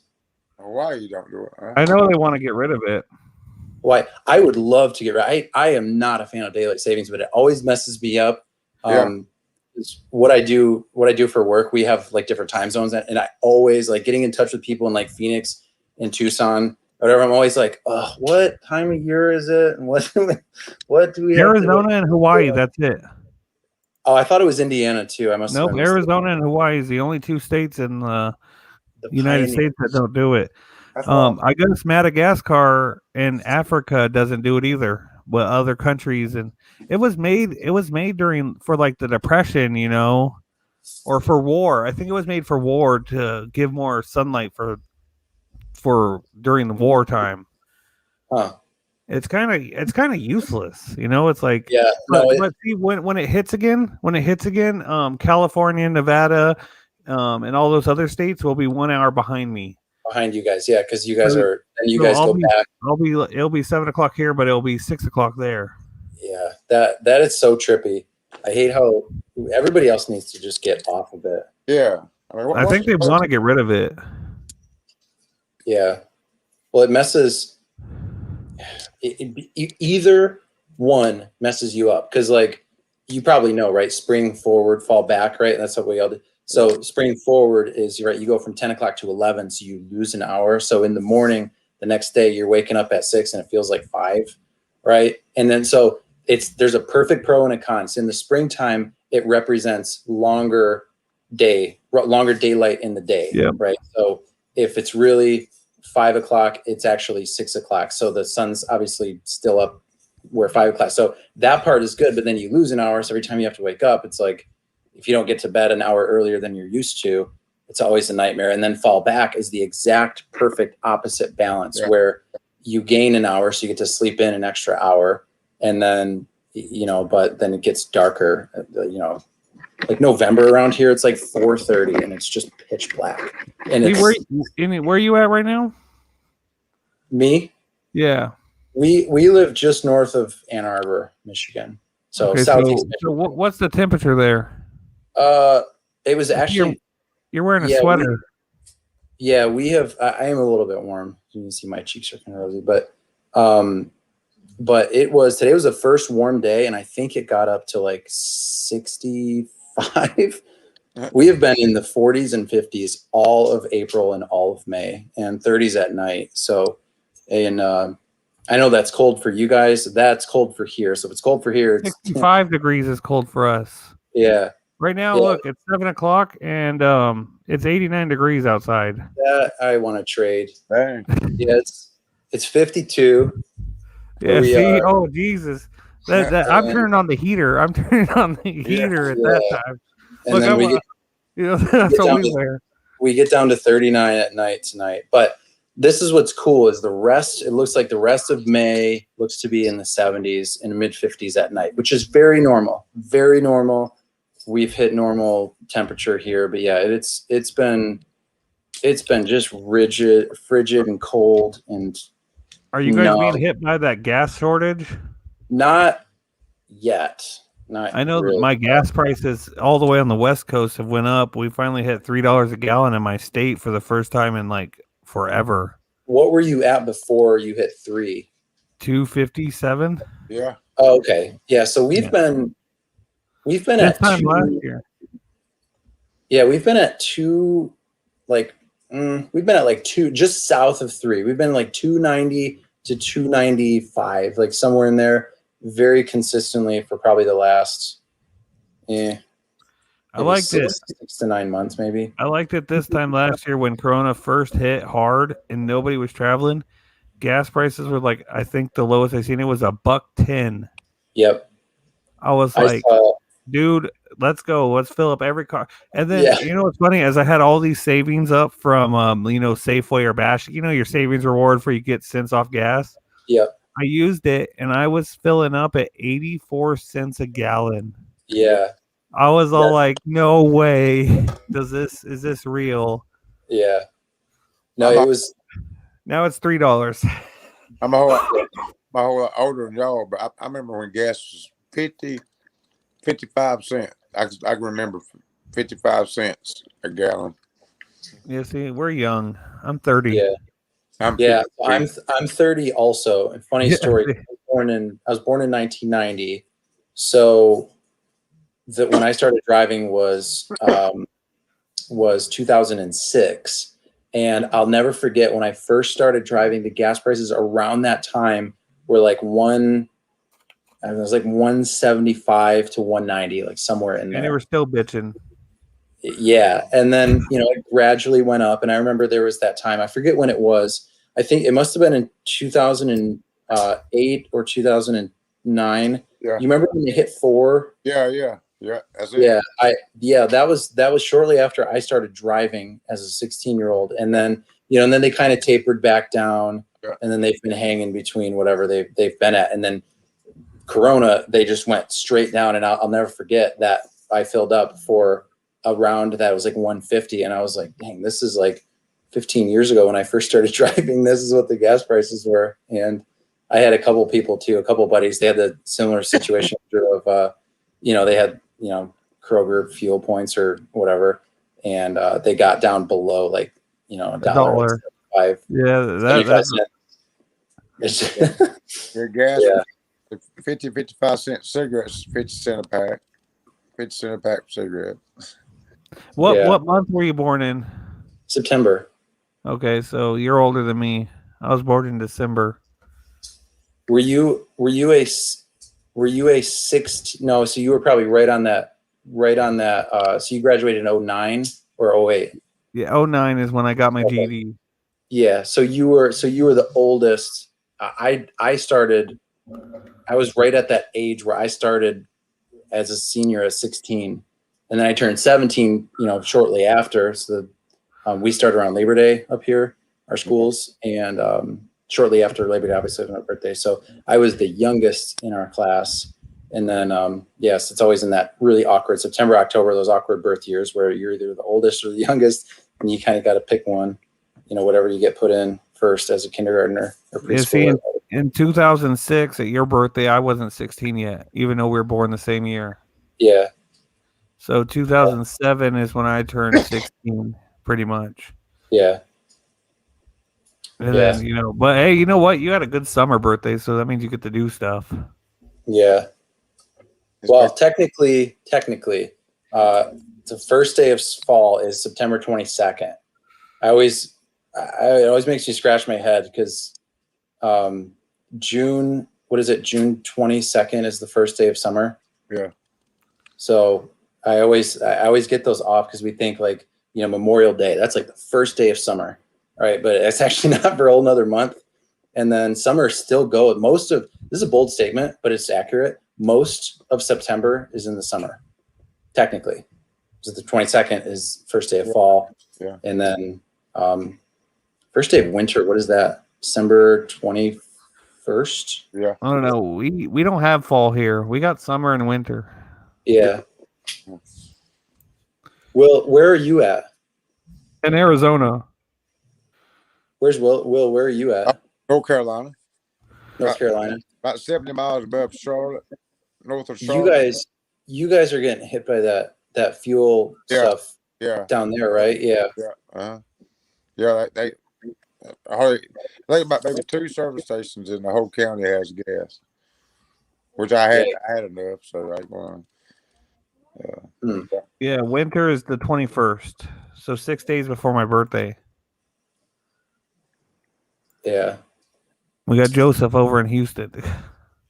I think, Andrew, you was going doing something a while ago. I was telling Chris that you're going to try to come on Saturday evening. Oh, yeah. Every Saturday is when I'm going to try to stream. I don't know if it's a good time, since I'm so far behind. I don't know if it'd be afternoon or night. I'm still trying to figure out the perfect time. I like live streaming. It's really fun. And Jungle Bob is still live, so Yeah. he's going hard. Chris, I think you'd like Ken's and Mix and Yeah, we need to get Steve on here on Saturday. yeah. We need to arrange that. Yeah. Yeah. Yeah. That would be fun. Was you gonna call him Bald Eagle? Yeah, Bald Eagle Steve, yeah. Yeah. And we need to get him on here on Saturday. I enjoy meeting making new friends, meeting new people, and that's something. Yeah, I didn't even know he had a channel when he was in the chat. I didn't even know he had a channel. I didn't Then he either. popped on and said, "Hey, I just got monetized." I'm like, "No way, you have a channel?" And I subscribed to it. Well, I'm gonna get Chris when I get off here. So that's 2 I didn't know. Oh, there we go. Hey, Ryan's in Indiana, and you thought they were one of those states that don't do daylight savings time. So Ryan, just confirm. I don't know if Google was telling me the truth. Do you do daylight savings time? It's Ryan versus Google. Yeah, Ryan versus Google. I think Ryan probably he has Google. Google doesn't live in Indiana though. Ryan's there. Ryan's there in the thick of it. Yeah, see, and it's weird because like William was saying, yes, they do daylight savings time. That's what I figured. But all these other YouTubers, they're always repairing lawnmowers because you guys have grass. So everybody has a lawnmower. Nobody really has a lawnmower because I service all of Mojave County, so that's 13,000 square miles that I drive to if I have to work on stuff. Nobody has lawnmowers. So you don't see a lot of lawnmowers in my videos. I do a lot of other stuff. Goat carts, weed eaters, rototillers, generators. But everybody else, you got 1,000. I mean, how many lawnmowers do you see, Chris? You probably see hundreds of them. Yeah. Yeah. Especially this time of year. You could probably sell a lawnmower for $200 to $300. I could get $100 for it, maybe. Yeah. Never really thought about that. I mean, you guys have. I'm just saying. I am not an expert in this field, but there are lawns in the desert, right? You just need irrigation. So, like, if you drove into a really nice neighborhood in, the rich people have lawns. Yeah. But you can't do it without lawnmowers. I have a lawnmower to repair. I'm just saying, I don't see hundreds of them like everybody else does. Yeah. By and large, I get it. Yeah, that's it. I never really thought about that. But yeah, there is people out there. Most of the time, people just use lawnmowers as a weed eater. They just got weeds in their yard. They just want to cut them down. Yeah. But there is people out there with grass, and people maintain it.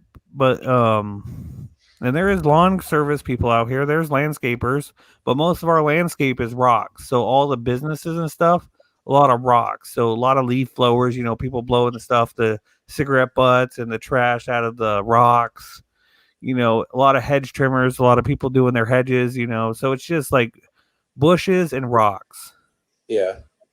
And Chris, and then it's like the same thing with Ryan and Chris and even you, William, people just the lawnmower stops working because they haven't ran it. They just push it aside. They'll get a new one. Yeah. Like Chris was saying, it's a throwaway. Who cares? It don't work. Get a new one. Yeah. My wife, I think Yeah. my wife purposely cracked her iPhone screen just to get the new iPhone. Well, it's broken. I need a new one. I once went 2 years with a cracked phone. Oh yeah. She's like, oh well, I need a new one. Time to get the 12. You ever work on any snow blowers, Chris? Yeah, they come up. There's a few that I have Never seen one.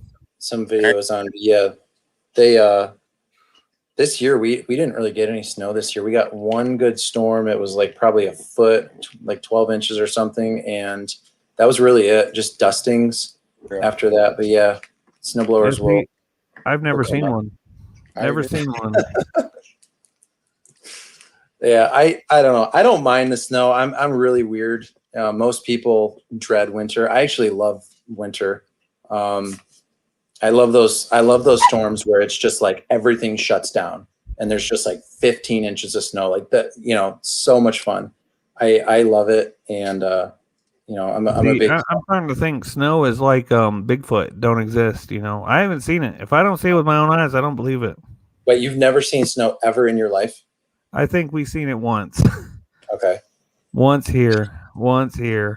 And, But oh my God, everybody on Facebook is like freaking out. Oh my God, it's snowing. I know back when I was younger, we used to get like 3 or 4 a year. Now we get one, maybe a good snow every 4 or 5 years. It hardly ever snows here at all. Hardly ever.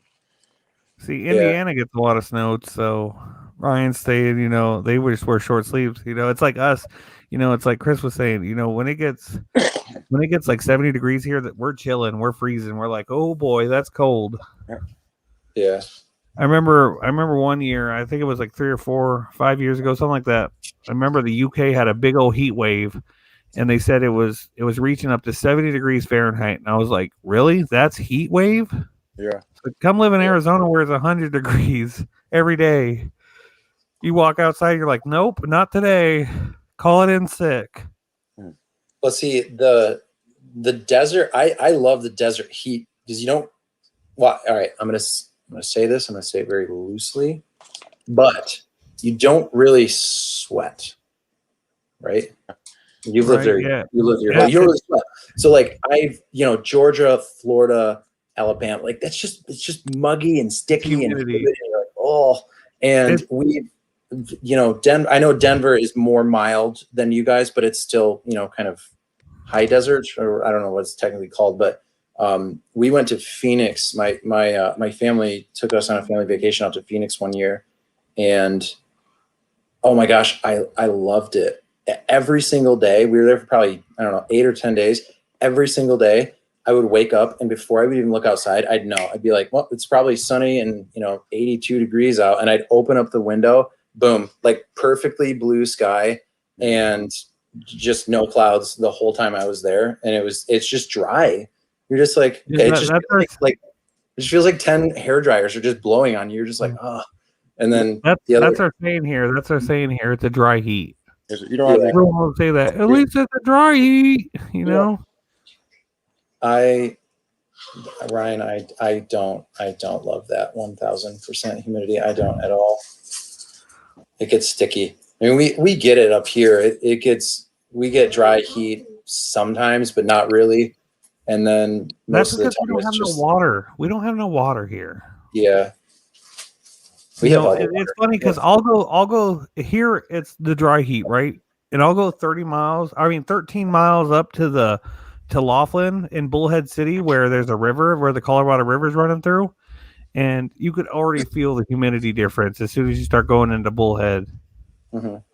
And that's just 13 miles away, But hey, Chris, if you ever take a vacation to Vegas, let me know. I'm really close to Vegas. I'm actually closer to Vegas than I am Phoenix. Really? Yeah, Phoenix is a 3-hour drive for me, while Vegas is an hour and a half. So I was just looking at it. It's weird that you say that. I was looking at a map the other day.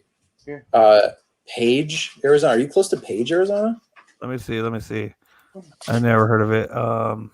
It's like right on the border of Arizona, and I think that's Colorado. Might be Utah. No, I'm 4 hours and 15 minutes away from Page. Oh, so you're then It's actually- you're west. Here, let me see if I can't pull up a map of where I'm at just to see. Oh, minimize everything.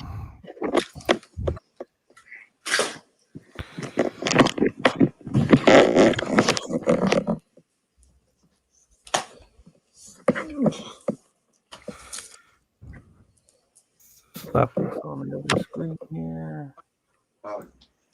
Come back over here. See if I can't find the map.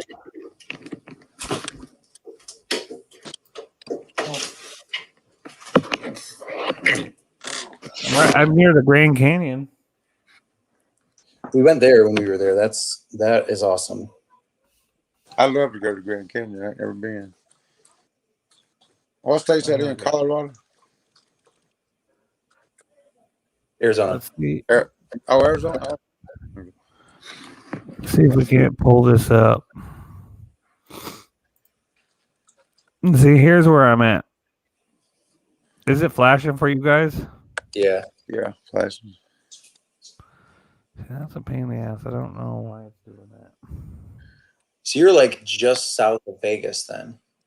Yep, I'm right on the tri-state. There's California right there, Nevada, Arizona, and all them. Oh, there it goes. It's smoothed out. See, here I am. Mm-hmm. Trying to see if we can't zoom on in. But yeah, that's me right there. So I'm only a 5-hour drive away from Los Angeles. I'm an hour and a half drive, and see, Phoenix is all the way down here. That's 3 hours away. Oh yeah. So Page would be around here. Yeah. But I could get to Utah in 2.5 hours. I could get to Nevada, and I could get to Nevada in 10 minutes. I could get to California in 45 minutes. That's pretty cool.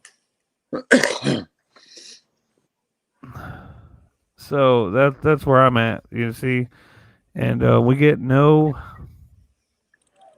snow right here. But if I go just a little bit east of Flagstaff, they have snow and stuff and skiing right there. But I'm really close also to Lake Havasu City, where it's like a big old spring break location. Mm-hmm. So I mean, I'm close to a lot of like where people vacation, like you said, you went to Phoenix. People go to Las Vegas. People go to Lake Havasu City. People go to Los Angeles, Laughlin, Nevada, the Grand Canyon.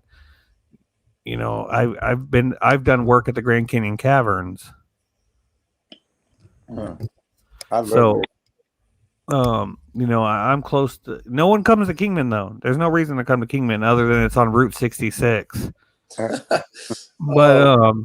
But you have to come through Kingman to get to any of those places if you're in the area. You have to drive through I-40. So if you were leaving from Phoenix to go to Nevada to Las Vegas, you would have drove through Kingman. But you probably flew in on an airplane. Yeah. And you know what? Phoenix is the 6th largest city in the United States of America. And it's a pain in the ass. If you want to go eat and you're like, hey, it's only 20 miles away, that's a 2-hour drive. Yeah. Yeah. Phoenix, Denver, Portland, Austin, Nashville. All those cities are popping right now. Yeah. Well, yeah. And plus now with Arizona, we just got legalized weed. So Phoenix is even more popular. Oh, really? Okay. Because that's why Denver was popping, Denver, Colorado, that they already had it. Yeah, I think Michigan, you guys just got it too, but you guys don't have no dispensaries. No, yeah, we do. Yeah, we've had it for. But I thought you guys didn't have any. Like, are you recreational or medical? So me neither. I think that our state here, we've been medical for a while, and I don't know what the rest of the country is as far as like what the timeline is. I think our recreational. Correct me if I'm wrong. I think it's been around longer than you think. I feel like it's been around for a while. Like 2 years, a year. I'm going to be embarrassed if it's not even out or if it's not even there. I think you're right there. I think I saw that. Michigan. I don't know. I remember seeing something like you guys like you could legally own it, but you can't legally buy it. Yeah, I remember that for a while. That was weird. We have a lot of weird. You're in Michigan, correct? Yeah. And it doesn't really tell me. And you're near Ann. There is nothing near you. You'd have to go to Wayne. Wayne County. Wayne County is Detroit. According to this, you'd have to go all the way into Wayne County, yeah, or that's the closest one it looks like to you.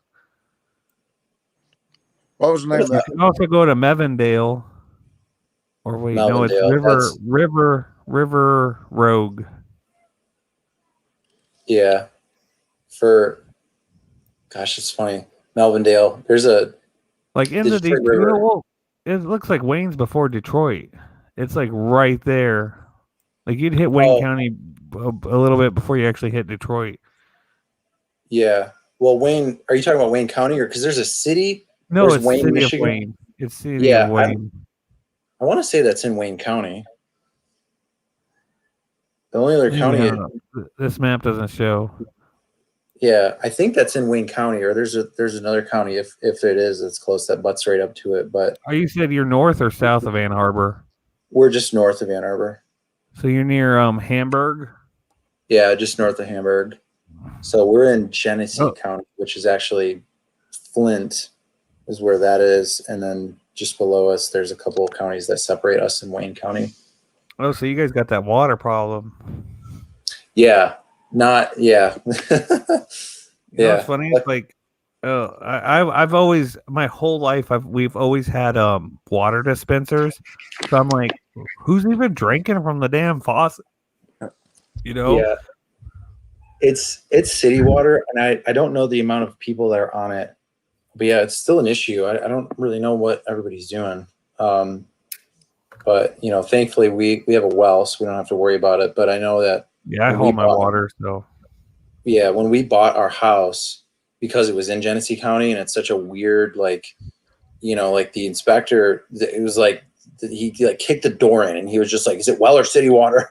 And he's, "Well, dude, chill." And he's like, "Okay, all right, we're just checking."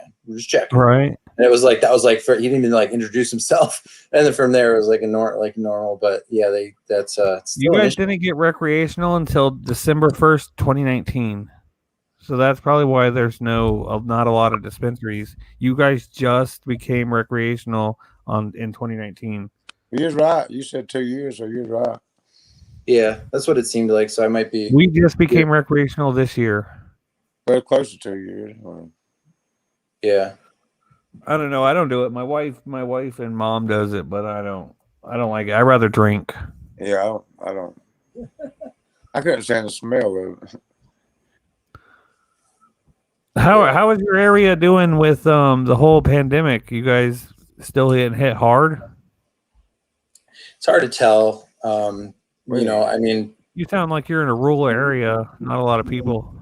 No, I mean Michigan is one of the worst states, and I really don't know why. I don't, you know, this whole thing has been hard to understand, like where information is coming from, and you know what's accurate, what's not accurate. But you know, who's reporting, who's not reporting. It's been tough to figure out. But yeah, I know we've pretty much since the start we've been near the top of the, you know, per 1,000 capita or whatever or per 100,000 mark. But yeah, it's mainly in Wayne County and Genesee County, which is Detroit and Flint. And then those are the two most populous areas. And then that's the party capital, you know, you got a party. Yeah, up in the thumb too. It's such a data anomaly, and I don't know where it comes from, but up in the thumb, I want to say there's like, it's so funny because when it's like, hey, I'm from right here. Like, I don't know how you guys do that. If you like try to make like Arizona and you're like, yeah, I'm from right.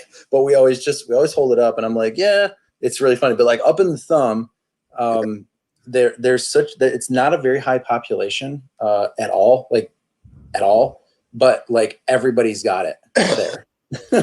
But it's not like there's like 10,000 people that live in like the whole thumb. Like I don't really know what the number is, but it's such a data anomaly, and I haven't been able to figure it out. But You guys still have to wear a mask?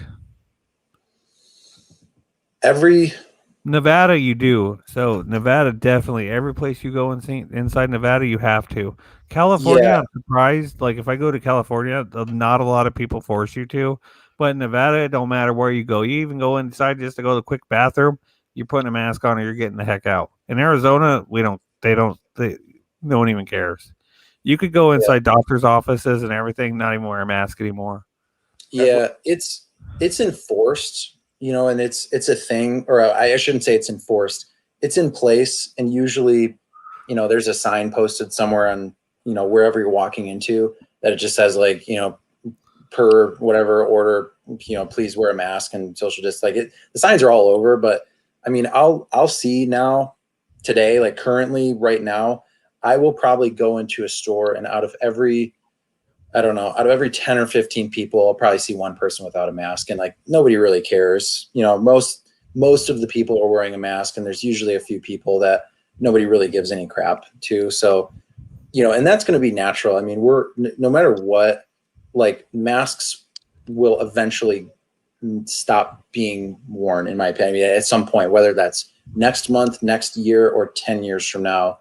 Unfortunately also, I've been thinking about this, and it's kind of a bummer, but it's, whoever's decision to make, there will probably be a portion of the percentage of people for the rest of their life who will wear masks in public. And that's totally fine. I have nothing against that. But But that's just like other countries. They before they're like, oh, really? You wear a mask now? We've always done, like China yeah. and certain countries in Asia, they always do. And it's funny because I mentioned that to my wife, like during the beginning, like when now it's just so normal, and we just like, it's just like wallet, keys, cell phone, mask, and Yeah. it was funny because I mentioned that same thing to my wife about this time last year. It was like, we're just not used to doing this here. And like, you get like a time lapse of like people walking through an airport in Tokyo, and like, it's weird to see a person without a mask. Yeah. So, it's definitely a cultural thing that's, it's over here as well. But, it'll be interesting to see this whole last couple of years has been a doozy, to say the least. Yeah, it's like, and I think they're saying now that I think they just said now that if you're fully vaccinated, you don't really have to wear a mask anymore. Yeah. Which is pretty cool. I haven't got the shot yet. I don't go around a lot of people, but I'm afraid that, I had a friend who got it, and I don't know. I think I might get it because I need better phone service. The microchip might help my 5G service. I'm just playing, guys. That was a joke. Yeah. That's probably right. So. But I've heard some people, they like it kicked their ass. The shot. Yeah. Like 12 hours at least. And, yeah. I mean, I've had a flu shot before, and I'm just like, yeah, I'd rather have the flu. Chris, you might have already said it. I maybe missed it. Are you in the small engine full time or no? No, he just flips. Oh, okay. Like I said, you probably said I probably. Yeah. Joseph Rudd, the thumb, or at least the one that I was referring to. This is Michigan. I don't know which is showing up on your screen, but if you're looking at a map, I can't tell if my screen is inverted or not, but that is how I'm seeing it on my screen. Yeah. That would be the Lower Peninsula. So like for example, Detroit would be right here, and then Flint would be right here. Okay, I see what you're talking about here. Let me share the screen for Joseph here. So I don't know what I don't even really know the city names. There's like Bad Axe, Memphis, like that. Yeah. Inverted. Yeah. Yep. So the thumb would be that little yellow blob, like, which I'm assuming represents Detroit. The thumb would be everything right above that, with like no highways or anything running through it. Yeah, the yellow is Detroit. Yep. So then right above that, the like unmarked area, that is the thumb. Yeah. Yeah. there's a lot of weird data anomalies of the COVID numbers being abnormally high per capita, right? So like I said, the whole population in that whole area is like very small, but the highest number per capita of people have it there, according to whatever data is out there. I've had several friends die. Have y'all? Anyone of y'all have any close friends that die of? No one died, but my wife got it, but she only lost hers. Only thing she got was no smell and no taste, and she's clean now. She doesn't have it no more, but Yeah. oh, that's cool, Ryan, that you got the.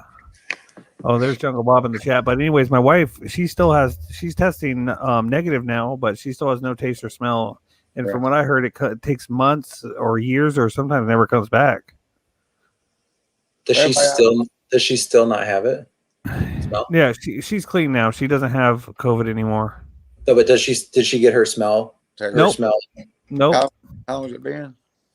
It's been a week and a half since she's tested negative. Oh, I think probably about 2 or 3 weeks. I've heard people maybe a month.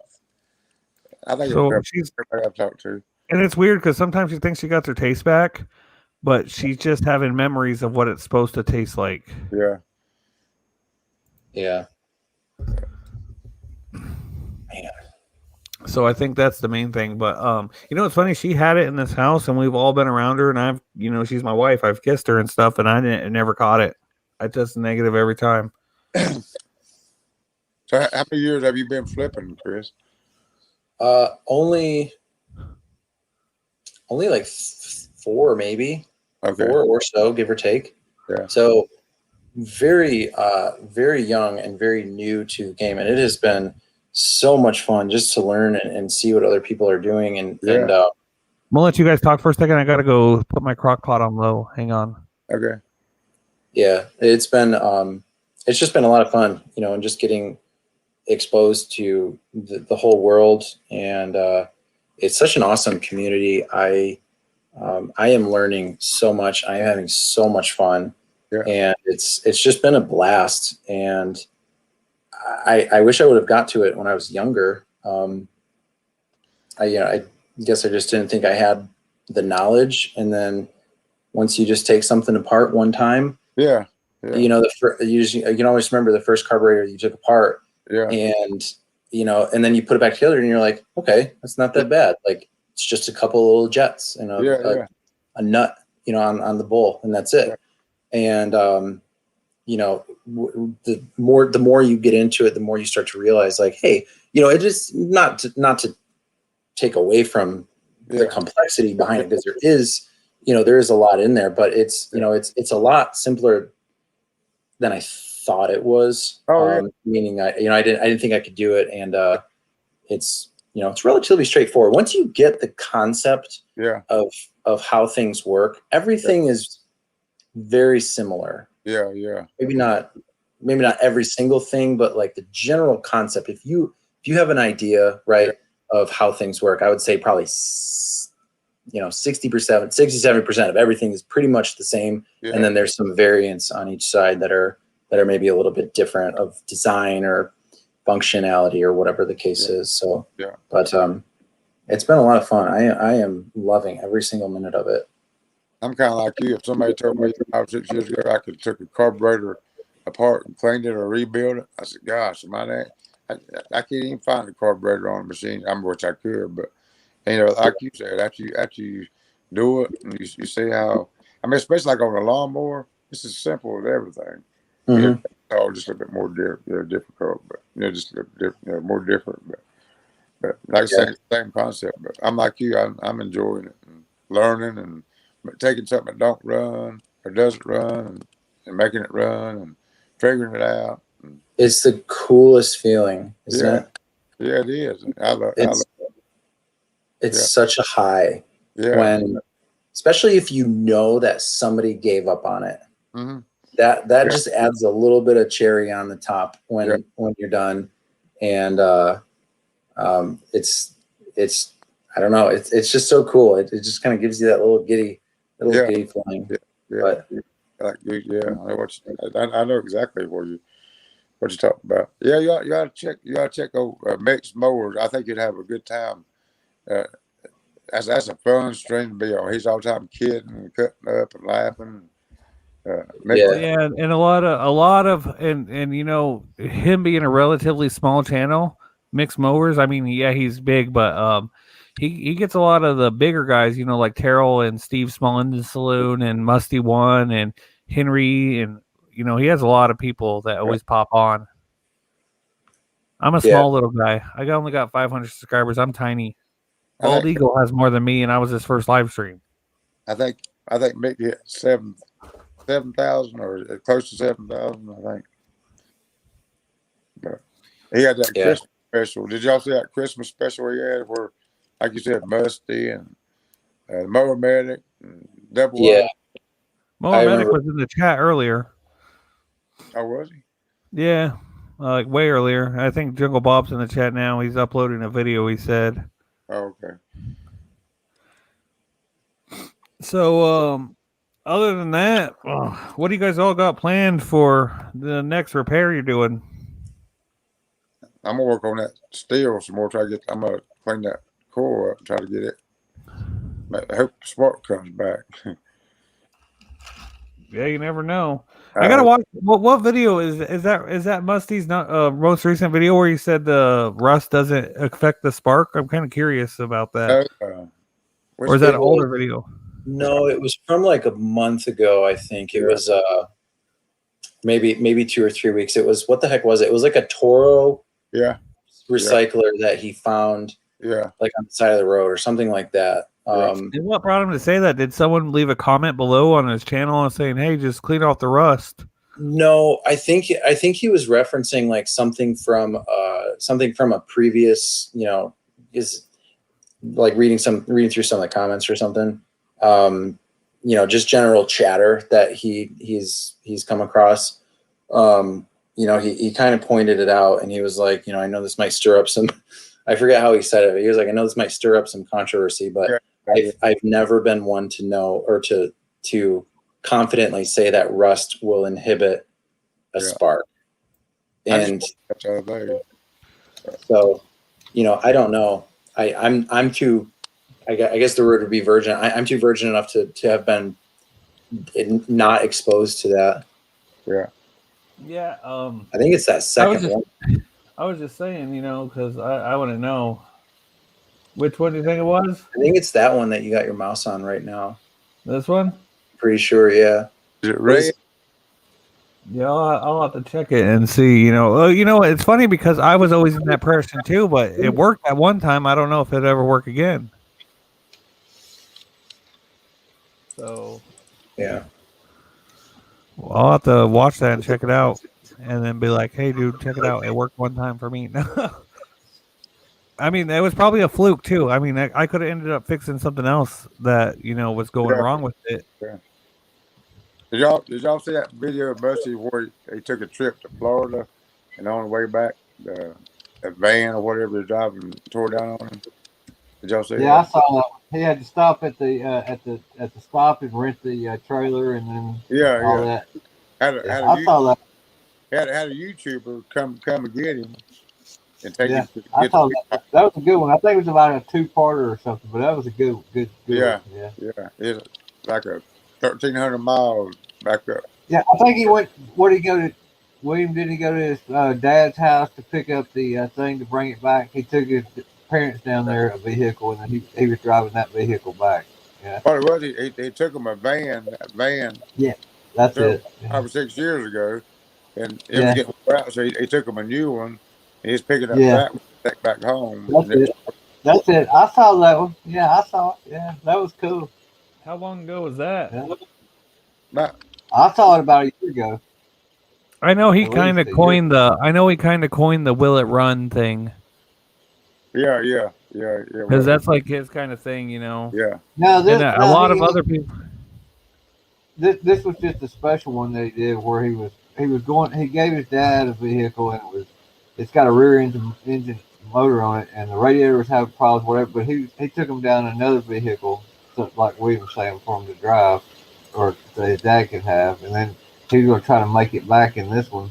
But there was lots of problems before he left. Like wasn't there something wrong with the cooling system before he Yeah. left, and there was Yeah.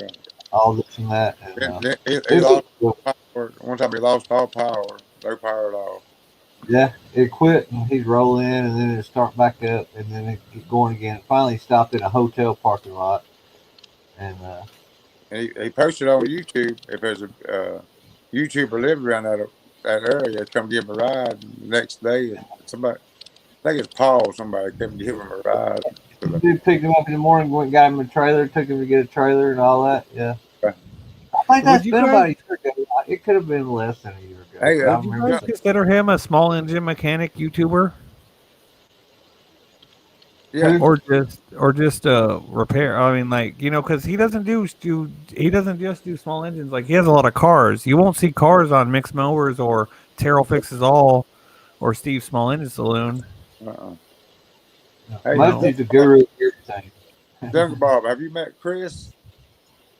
I have not met Chris. That's He's Chris. good. He's a newer YouTuber. He's Hi, cool. Chris Outdoors. How you doing, buddy? Good, Bob. How are you doing, man? We got Where are Joseph you from? back here, too. We are from up in Michigan, Michigan. kind of like All right. southeast Michigan. Yeah. Okay, cool. Well, He's, nice to meet you, man. Nice to meet you. I'll He's check out your channel. Jungle Bob is also one of the people who live stream a lot. You'll catch him on, you know, some of the other bigger guys' channels. I'm a small fry in a big ocean, man. They let me on their channel. They don't come on mine. But anyway, I'll check your channel out. I'm uploading a video. I didn't know I could upload a video while I had to put some. I'm kind of not good at laptop, so Yeah. I've been uploading this video all day long. It takes forever. And Well, that's your internet. Not. I don't think that's normally because my laptop. I can. Are you uploading or exporting? no, I just didn't know how to separate that and put it in another section and let it keep uploading while I could get on the live Oh, yeah. stream with you guys. Who, That's what What That's do what you I'm- use a video editor? I use two different ones. I use if it's a short video, I use the video shop like Ken Small Engine suggested on my phone. I just film that way. But if it's over about 20 minutes, I use Wondershare. And what do you use, Chris? I use Adobe Premiere, Premiere Pro. That's what I Yeah. use. and I don't have Photoshop. I use Canva for thumbnails, but I use Premiere Pro. yeah, that's Yeah. exactly what I do too. Canva for thumbnails, and I'm Talk just kind about of I don't really. I mean, I'm happy with No, and that's fine. And that's fine. But like on my computer, I can export a 30-minute video in 4K in like 7 minutes.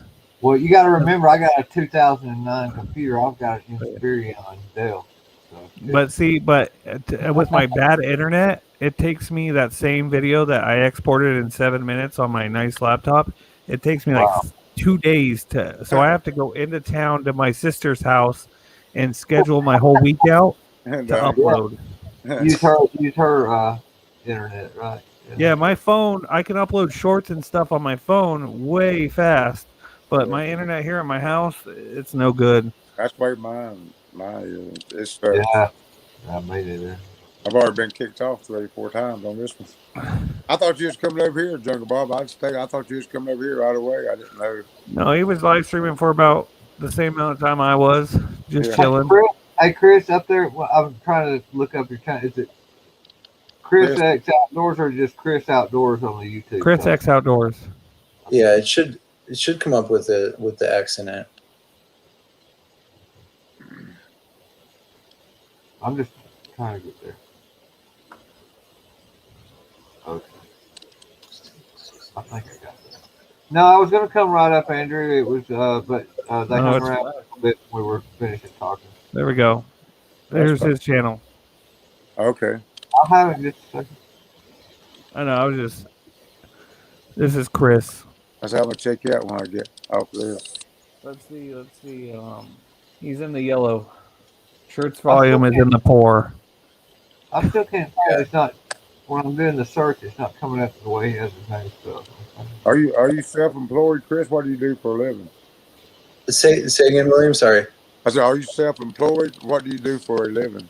No, so I work in the logistics industry for Okay. a freight carrier, and talk about wild. That is just wild right now. Man, And Well, yeah, he's it's- getting a lot more views than me. Look at that. Ooh, he's the red line. I'm the blue line. what is that What- red line? That's Why is you. it? Why is it What is going it? up? Because you're blowing up out of nowhere. People are viewing your stuff. You've got 1.1K more views since today than I have. Your views just exploded today. I guess one of your videos is taken off. Let's see which one it is. Yeah, I got it. Here's it. Is it So that? look, Here, let me Is it check. that Is it that short?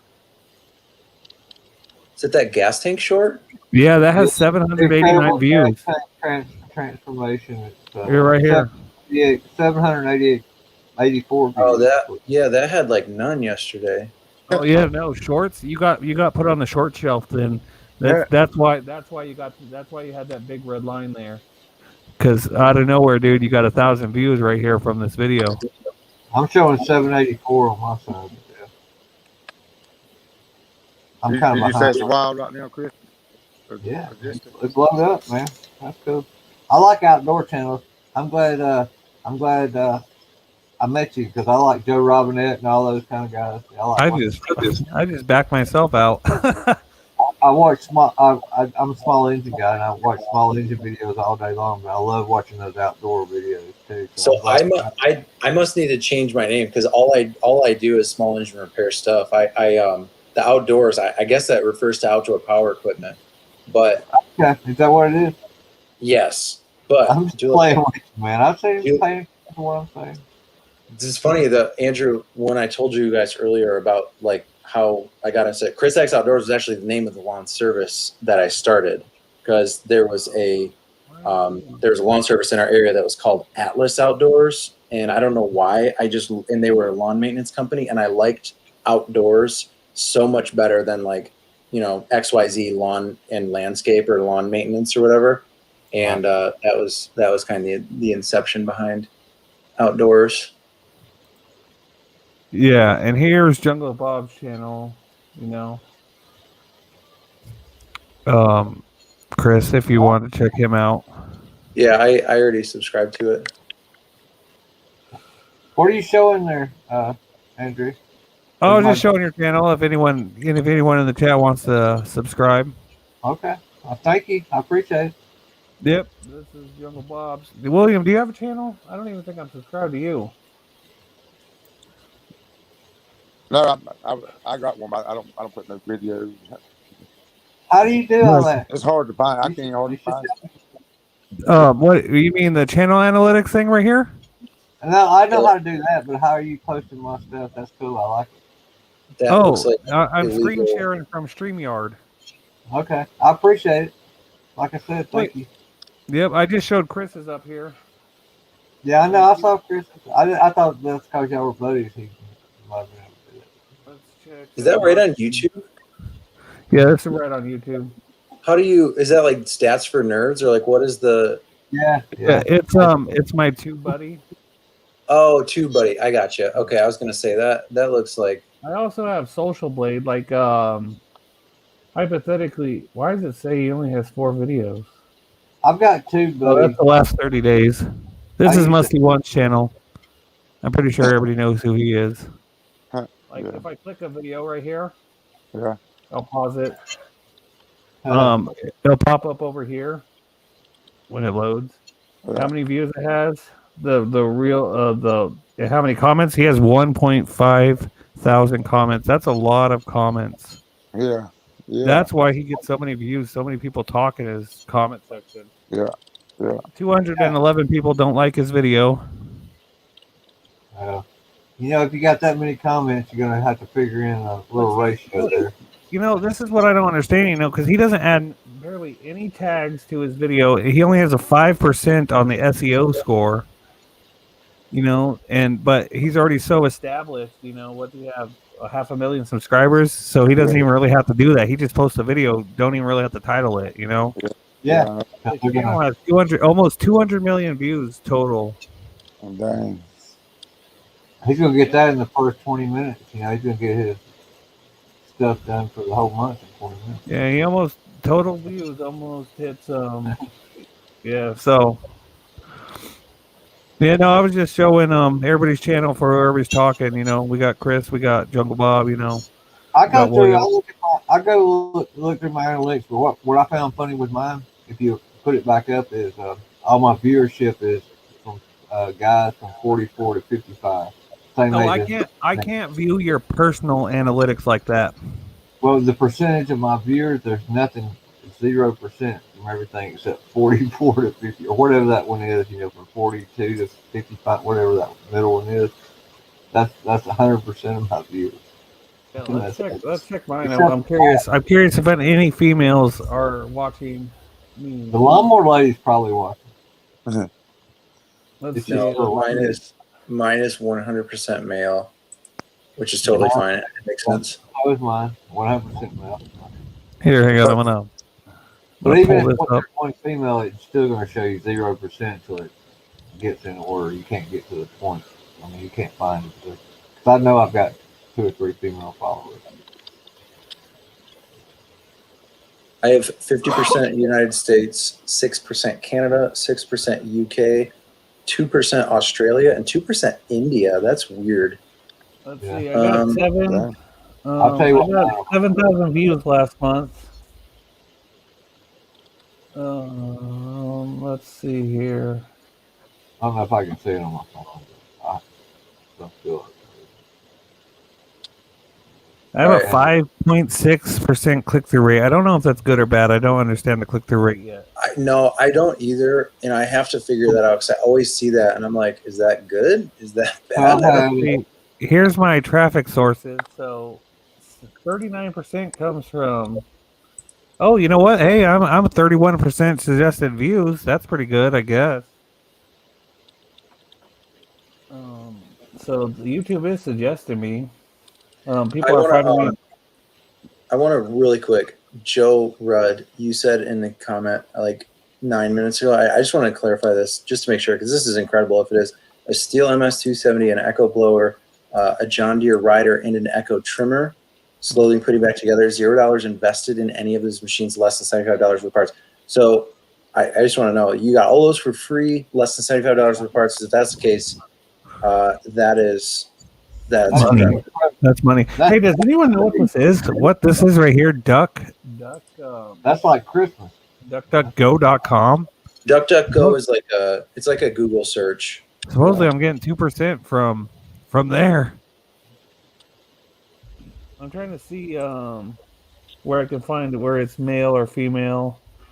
I'll be right back, guys. Gotta go to the rest. You got to go across the top to audience, I think. Audience. Let's see it. Let's see it. And it's underneath those bars. Oh, here's where my times are, where I'm getting more viewers. I think I should look at that when I want to. Other channels my audience watches. Terrell Fix All, Donnie Boy, Phil Small Engine, Mower Medic. Subscribers who turned on all notifications. I did not know I could see that. I have 106 people who have notifications on. That's pretty cool. I didn't know you. Yeah, I didn't know you did that. Yeah, so 106 people have hit that bell. Most of my viewers are from the United States. Oh, shoot. 89% of my viewers are not subscribed. So anybody in the future watching this, that subscribe button. That's a fact. Only 11% of my views are from subscribers. So Hey, I'm Chris, what was 100% you saying male. about your I job? know. So that means the lawnmower lady lied on her account because I know she's commented on my videos. There's no way, unless she put her gender as a man on YouTube or Yeah. preferred not to say. I think you probably, to get above a certain percent, you're gonna have to have a few women to make it register as a percent. Because I don't think they do half percent or something like that. Because I got, like I was saying, I got a few lady subscribers, and it shows 0% on mine as far as female gender. But I got some 25-year-olds watching my stream. I bet you do. Well, you're still young, man. We're old. Right. Me and William, we we kind of. Hey Yeah, Joe, you got a channel? I'll pull it up on the screen. You know, if you got a channel, we'll check it out. yeah. If you combine me and 2% of people, 2% of people are from the UK. That's pretty much just mixed mowers, AGA pay, and Scotty. Scotty oh and hey, we got Bama mowers in here. You got a channel, Bama? he's He's from Alabama. He's from Talladega. He's right down the road from me. He's about 45 minutes from me. He got a Oh, channel. okay. How you doing, Bama? Hey, What's up, Bama. buddy? That's pretty cool. I didn't know I could see all this stuff, you know, about like other channels and Yeah. and how many people actually hit that bell. Chris, what were you saying about your job? You said it's crazy right now. Yeah, it's just, I mean, the whole logistics industry right now is just flipped upside down. I mean, even, you know, really since March of last year, if people weren't e-commerce before then, you know, they are now. And it just exploded. And you know, even people that were relatively heavily e-commerce, I would consider me to be one of those people. You know, it increased for me as well, right? Like, I don't have numbers or data, but I mean, I've ordered more things online last year than probably any year combined in my adult life before that. And you know, it's just, things are just wild right now. Yeah. And No, I hear you. I live for Amazon, dude. I order everything, dude. I found myself ordering groceries, like delivery groceries lately. so You know what I mean? I haven't tried that yet, but I'm super interested in figuring out like what that's all about, because I know that's really been taken off. I've been doing Walmart pickup where I just make my order on my phone, pay for it, and then just park, and then they load it in my car and I drive home. Yeah. You know what? This is what I think is really funny. We become some of the laziest people, but the fitness industry is booming, and a lot of people are actually starting to get in shape. But the world has made us so lazy. Like we don't have to. If you had a way to make money, or you never had to worry about money, you wouldn't. There's no reason in the world you ever have to leave your home. Yeah. You can get. I can right now. I can schedule a doctor's appointment, see a doctor, and then put my pills in a pharmacy and have my pills delivered to my house. First thing I did was open a business up at my home, so that's the first step. Right. Next step is, I'm hoping to get there. I'm 52. I hope by the time I'm 62, I never have to leave my house again. I can just have it all come to me. Yeah. I think the convenience aspect of it is what gets people, right? And But Amazon, it does make people lazy. Don't get me wrong. I'm not putting that down. I like to get out still, like go to rock concerts or something like that. I wish we could. We just can't. I like to go out to eat. I like to go out. I used to go out and party all the time. But since I work here, all the time at my house, it's kind of like, I don't miss it so much. When you get older, your priorities change a little bit as far as. Oh yeah. Trust me, I'm 30. I'm already done partying. Yeah.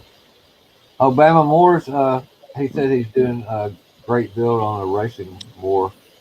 I was going to ask him. Why do people build racing mowers?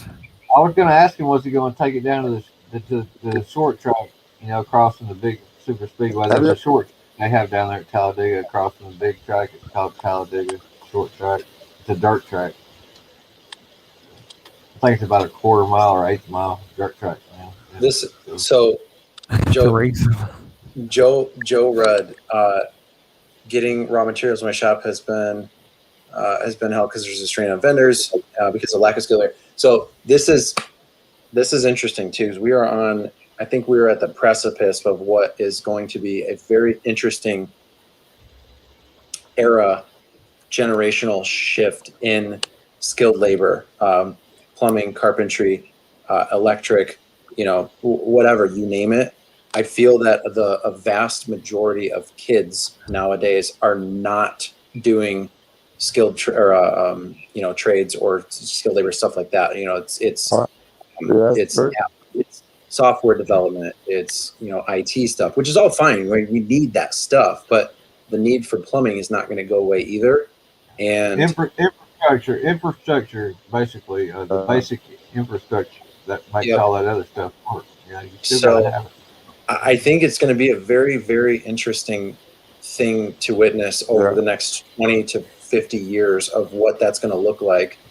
And, I mean, it might be something different and something pops up to where, whatever. I can't predict the future, but it's, I don't know. I feel that there's going to be something that happens and people are going to start shelling out lots of money to send kids to school to be in skilled trade or in Yep. certain trades, because there's going to be such a demand, such a Because- high demand and a low supply.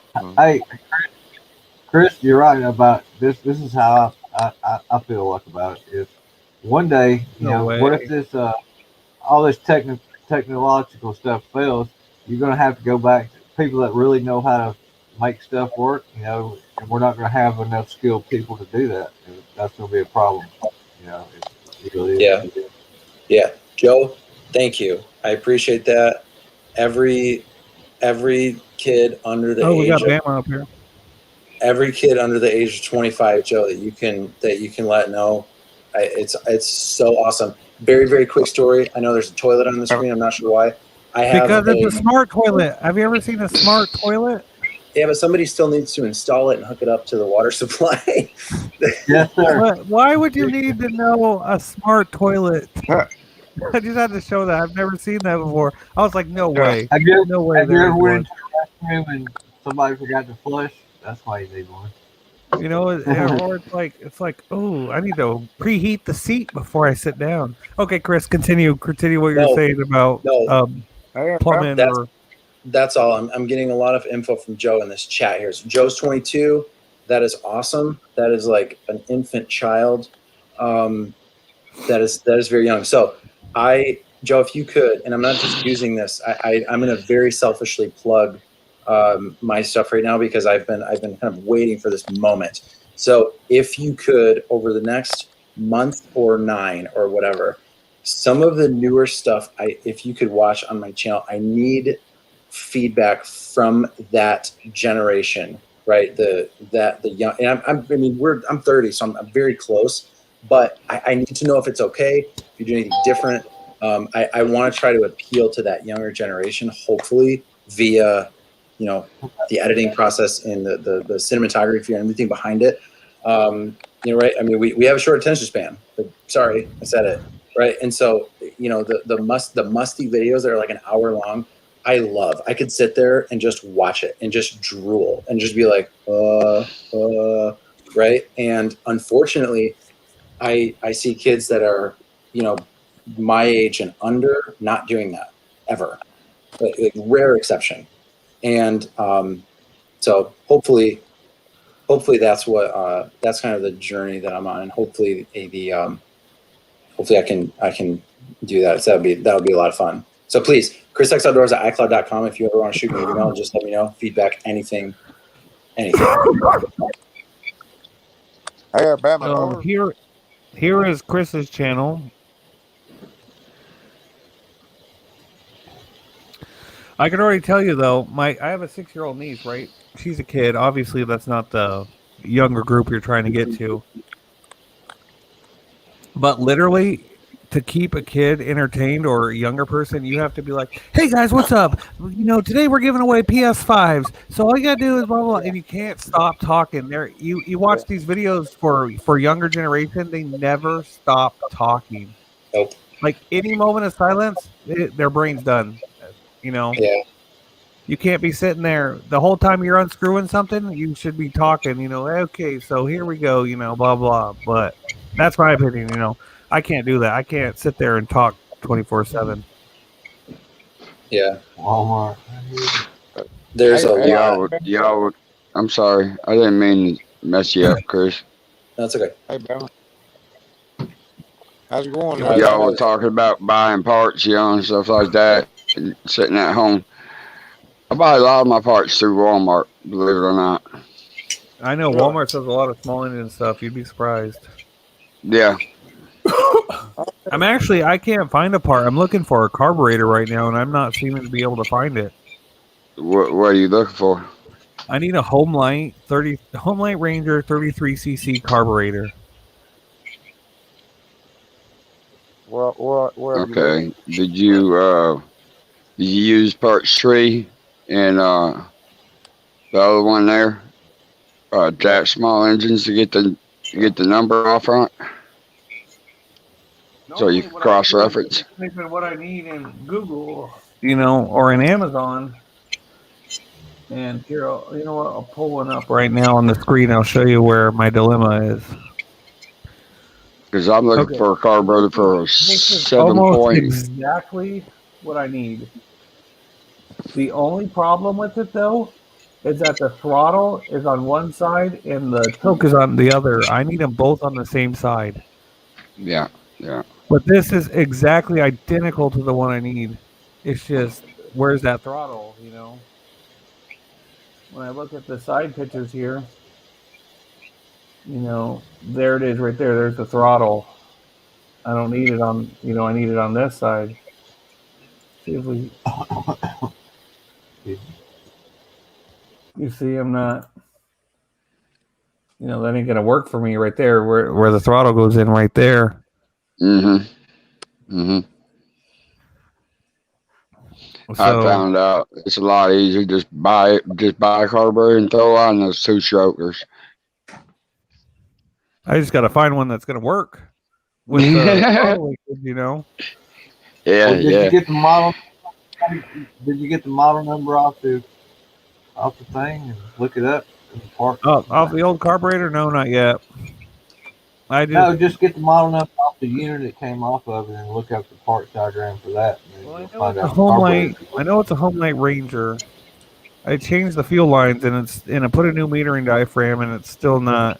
It'll run high speed 24/7, but as soon as I let off the throttle, it kills out.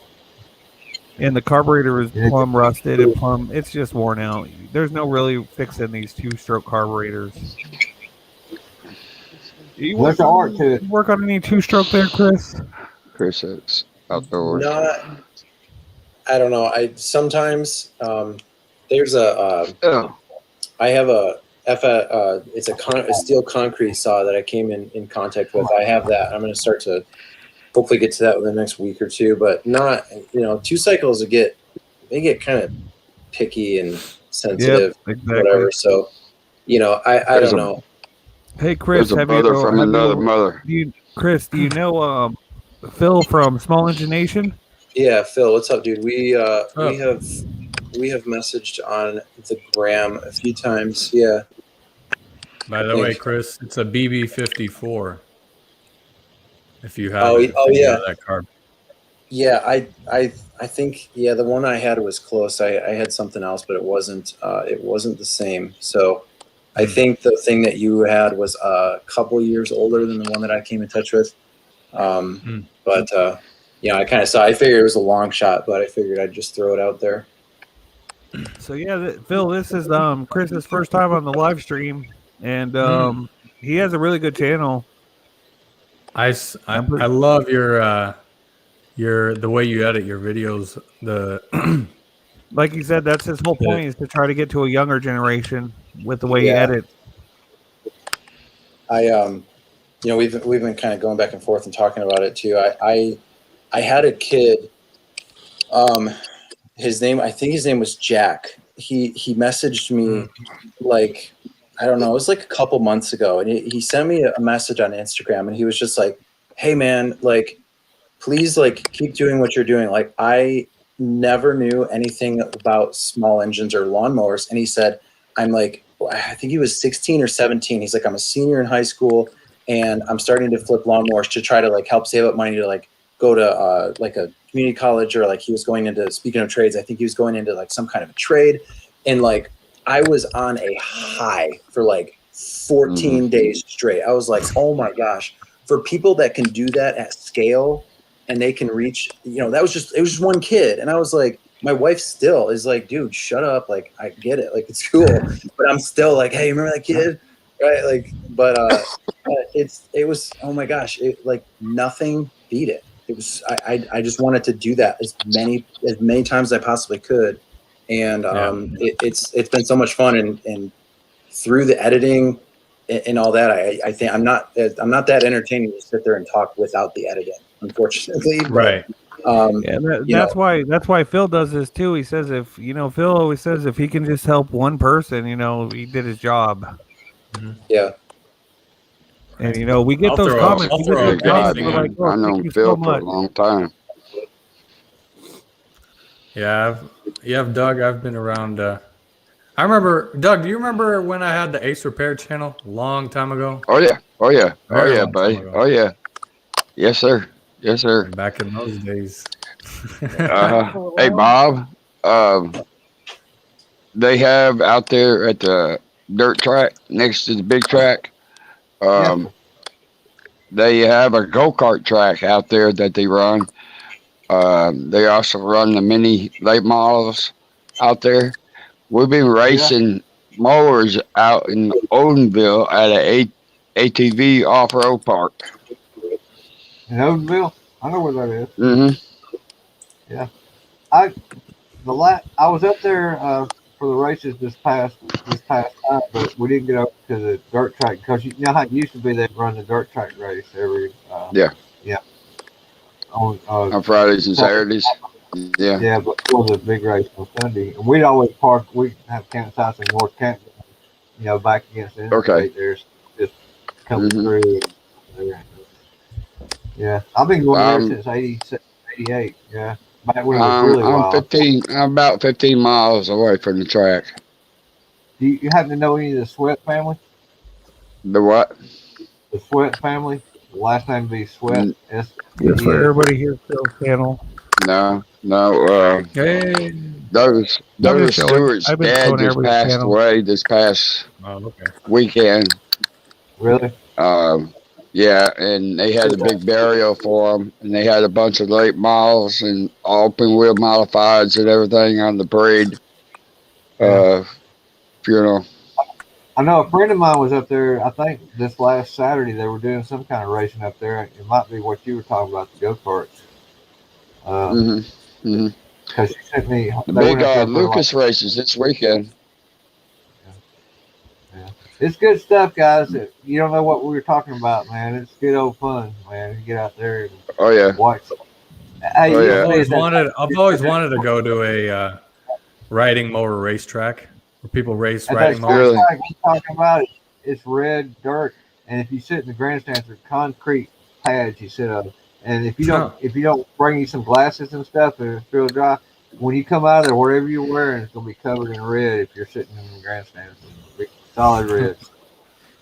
Am I not right, Bama? Yes, you are. Here's a pair of glasses right here. Yeah. If you don't wear them, man, that's how you always know the new time. In my videos, I got some go-kart and many late model videos, and I just threw a video up last weekend, I think it was, or the weekend before, of the 604 crate late model race. Just for everybody watching who hasn't, this is Bama Mowers channel, right? That's your channel? Yes, sir. Okay. Just for everybody watching. You only have, Hey, Chris, I got a question for you.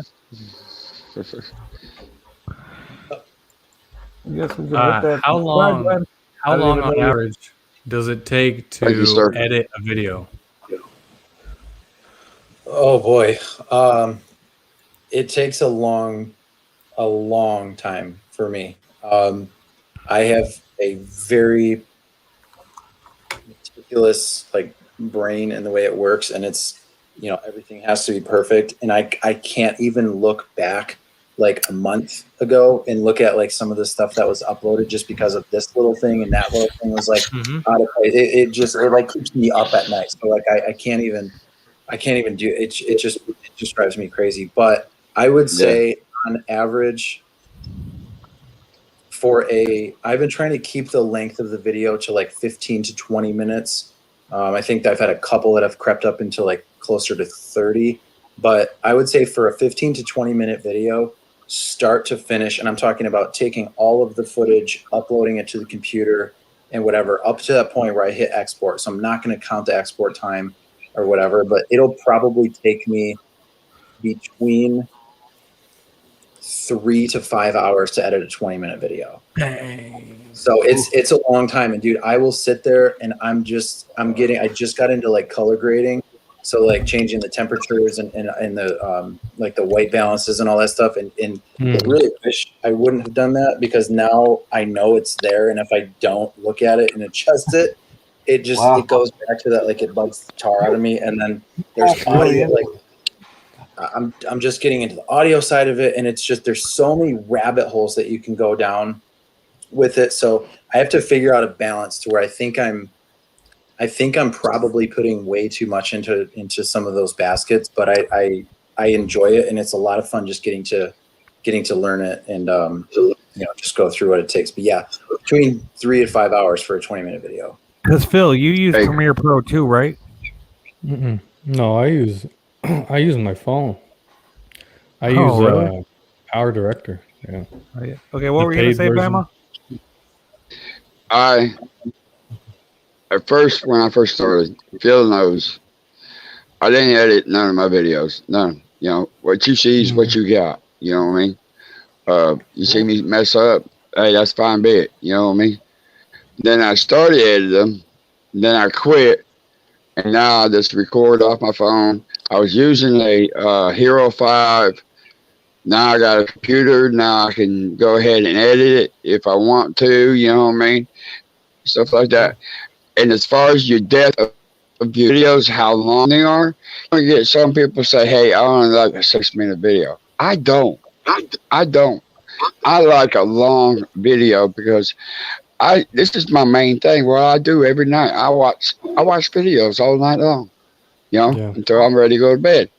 And sometimes in the morning at 5, 6 o'clock in the morning, I'm sitting here drinking a cup of coffee. I like to watch a long video, So yeah, like different strokes. Well, my take on that, and I've done my take on the long versus the short videos, and I've done 30-minute videos, I've done 3.5-minute videos, 2-minute videos, whatever. Seems like the short ones, if you can do them within say 5 minutes, you get a lot more likes quickly, a lot more response. Now, some videos I like to do depth videos. If it's a long job, you have to do a longer video if you're going to show it, right? You just have to. There's no way around it, unless you leave out all the details. But I like the little shorts, too. Like, but long ones, I like long ones too. Like you're talking about, Bama. Where I can sit down like I'm watching a TV program for a little while. Yeah. Right. 20 minutes, 30 minutes. Yeah. As long as it's interesting, as long as it keeps you interested, they're fine. Yeah. Yeah. For me, it's different. Yep. It's like what you guys were talking about Musty's videos. I enjoy Musty's videos, but like the 1 hour and a half videos, I don't have time because you guys know me. I do lawn care, so I have like 55 lawns a week. I just have no time. I don't have an hour to spare. Maybe in the evening time, like right now, but more than likely I don't have an hour because I'm either, if I'm not working, I'm editing my videos. I'm trying to upload videos myself on YouTube and doing all that YouTube stuff if I'm not working. So it's like, I honestly don't have time to watch an hour one, but that's just me, But they're good videos. You got to admit, Phil, his videos are great. It's just it takes there's a lot of information. An hour out of your day to watch one, but they're good. So I kind of like around the holidays. That's when I kind of watch his stuff a lot more. Like when the family's over for Thanksgiving and this, after all, that kind of stuff. Yep. Hey, Chris. Joe wanted to know if you'd ever make a video how you edit stuff and how how editing works. I mean, that wouldn't really fit into your channel, but I think you muted your mic. We can't hear you. Sorry. So apologize about that. Yeah, I don't think that I'm qualified to do that, but I wouldn't mind. I wouldn't mind something like that. Would be fun to do as something new. Yeah, I'd absolutely be about doing something like that. No matter if it's Phil's program or Premiere Pro or Sony Vegas or what Jungle Bob uses or what Bama Mower uses, I mean, there is thousands and thousands of videos on YouTube. All you got, I mean, from professionals who know more than we do. Yep. You know, if you want to know Yep. how to fix a lawnmower, everybody right now on the screen could tell you how to fix a lawnmower. But when it comes to like adding a certain sound effect or doing a certain thing on Premiere Pro, we're probably not the best people to ask. I'll tell you, a person has really helped me out a lot, and that's old Mick Mowers. I tell you, he's a hell of a guy, and I love the living daylights out of that man. And I've seen him come from nothing to where he's at today. Hey, kudos. I'll tell you, you could ask AJP or Scotty Daniel. They're Yep. pretty good at it. And DJ Sparky. Yep. They all know how to do the videos. That's right. Hmm. What does Mick Mowers use to edit? Do you know? I don't know, but I tell you, that man, he has helped me out a lot. He's a good guy. Yeah, I wonder. You know, I always wonder. You know, like what what other people use to edit. It's pretty cool, you know, because there's hundreds of editing softwares out there, and I've tried a few they're all different different. things. I've tried a few different ones, but like on my longer videos where I have to download to my laptop, I use Wondershare. But like Ken Small Engine told me about this. It's called Video Shop. You can just Yeah, I just don't like the watermark. Well, it's just there at the top of the screen, right where it starts, and it goes away. Yeah, I see. Yeah. Yeah, my 2 I cents use on Director, Pro Director, or whatever it is. It's a pretty easy one to use. What's up, Phil? Hey, I was just gonna say my 2 cents on editing is cut out all of your ums and uhs, and cut out all of the dead space. So every Dead time you take a pause and like 3 seconds go by and then you start talking, cut that out. Because people, like you were saying, Andrew, people want to hear you keep on talking and talking and talking the whole video. You got to be talking. You can't. I mean, you can be showing, but you can't be like, all right, let me go get this 10 millimeter and then walk to your toolbox, grab your 10. People are going to jump right off. Yeah, Because they don't want to see you going and grabbing a tool. Go get this. and They I'll walk want information. They want direct info. They want to know how to repair the machine. So Yeah, Another thing is too, guys. Another thing is too, you know, on these GoPros, they can only hear you in certain areas. If you get like a mic system like Phil has or Mick has, that that can be pinned on you, where you have a mic with you. Oh, the It's Rode? excellent. Yeah, it's excellent. Yeah, but you know what's funny is Henry at Mowers and Blowers, he has really good audio, and all he uses is a GoPro, no external mics or nothing. And he might do like what Chris does, you know, inside the editing program, up the audio a little bit where you don't even know. Yeah. I mean, he sounds crystal clear from pretty far away from a GoPro, but that GoPro can be zoomed in. I just started using a GoPro recently. I've seen Henry try remote mics before. He had them. He tried them in a few of his videos. I don't know if he still uses them, but you're right. He uses that GoPro most of the time. But he's got that. He used to have a mic that he wore on him. I don't know. He told me all he uses is the Hero 7, and the Hero 7 doesn't have an He external probably mic done it area. now. I'm talking about. I've seen him samples of mics. He probably did. Yeah, I've seen him too. About last year, I've seen. Hey, Andrew. I think I'm about to get off. I'm about to turn in. Nice meeting everybody. Nice meeting you, Chris. You too, William. See you, William. Phil. take care, William. 4:30 comes off early, so I hear you. All right. Start 11:24 here. Y'all have a good one. Yeah, you too, man. Take care. See you. And you might hear a little echo for 1 second.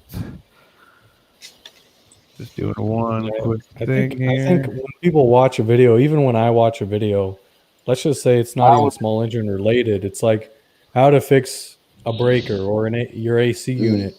I type that in on YouTube. I click on the first video that looks appealing to me and looks like I'm going to find the answer. I click on it and I literally start going through the video, like clicking at random timestamps just to find my answer, because usually people have like a 3-minute intro and then they have like a description of what the problem is and then they have the solution at the end. What? They only do that for you to watch the whole video. And you know, sometimes like me, I'm just flowing through it trying to find that answer right away, you know, because I don't have time to watch the first 6 minutes of their intro and description. So, but Right. people do that for the, what is it called? You don't have an Wait, intro. I forgot though. the, Through What? rate time or what? Yeah, I know what you're talking about, Phil. So they watch time, but through rate time or something like that. Audience something like that. retention. Audience yeah, retention. that's what it is. Yeah. So how long they stay on your video? Do they stay on their video for 3 minutes out of your 5 minutes that you have on that video? But, you know, it's hard. It's tough. You know, I understand.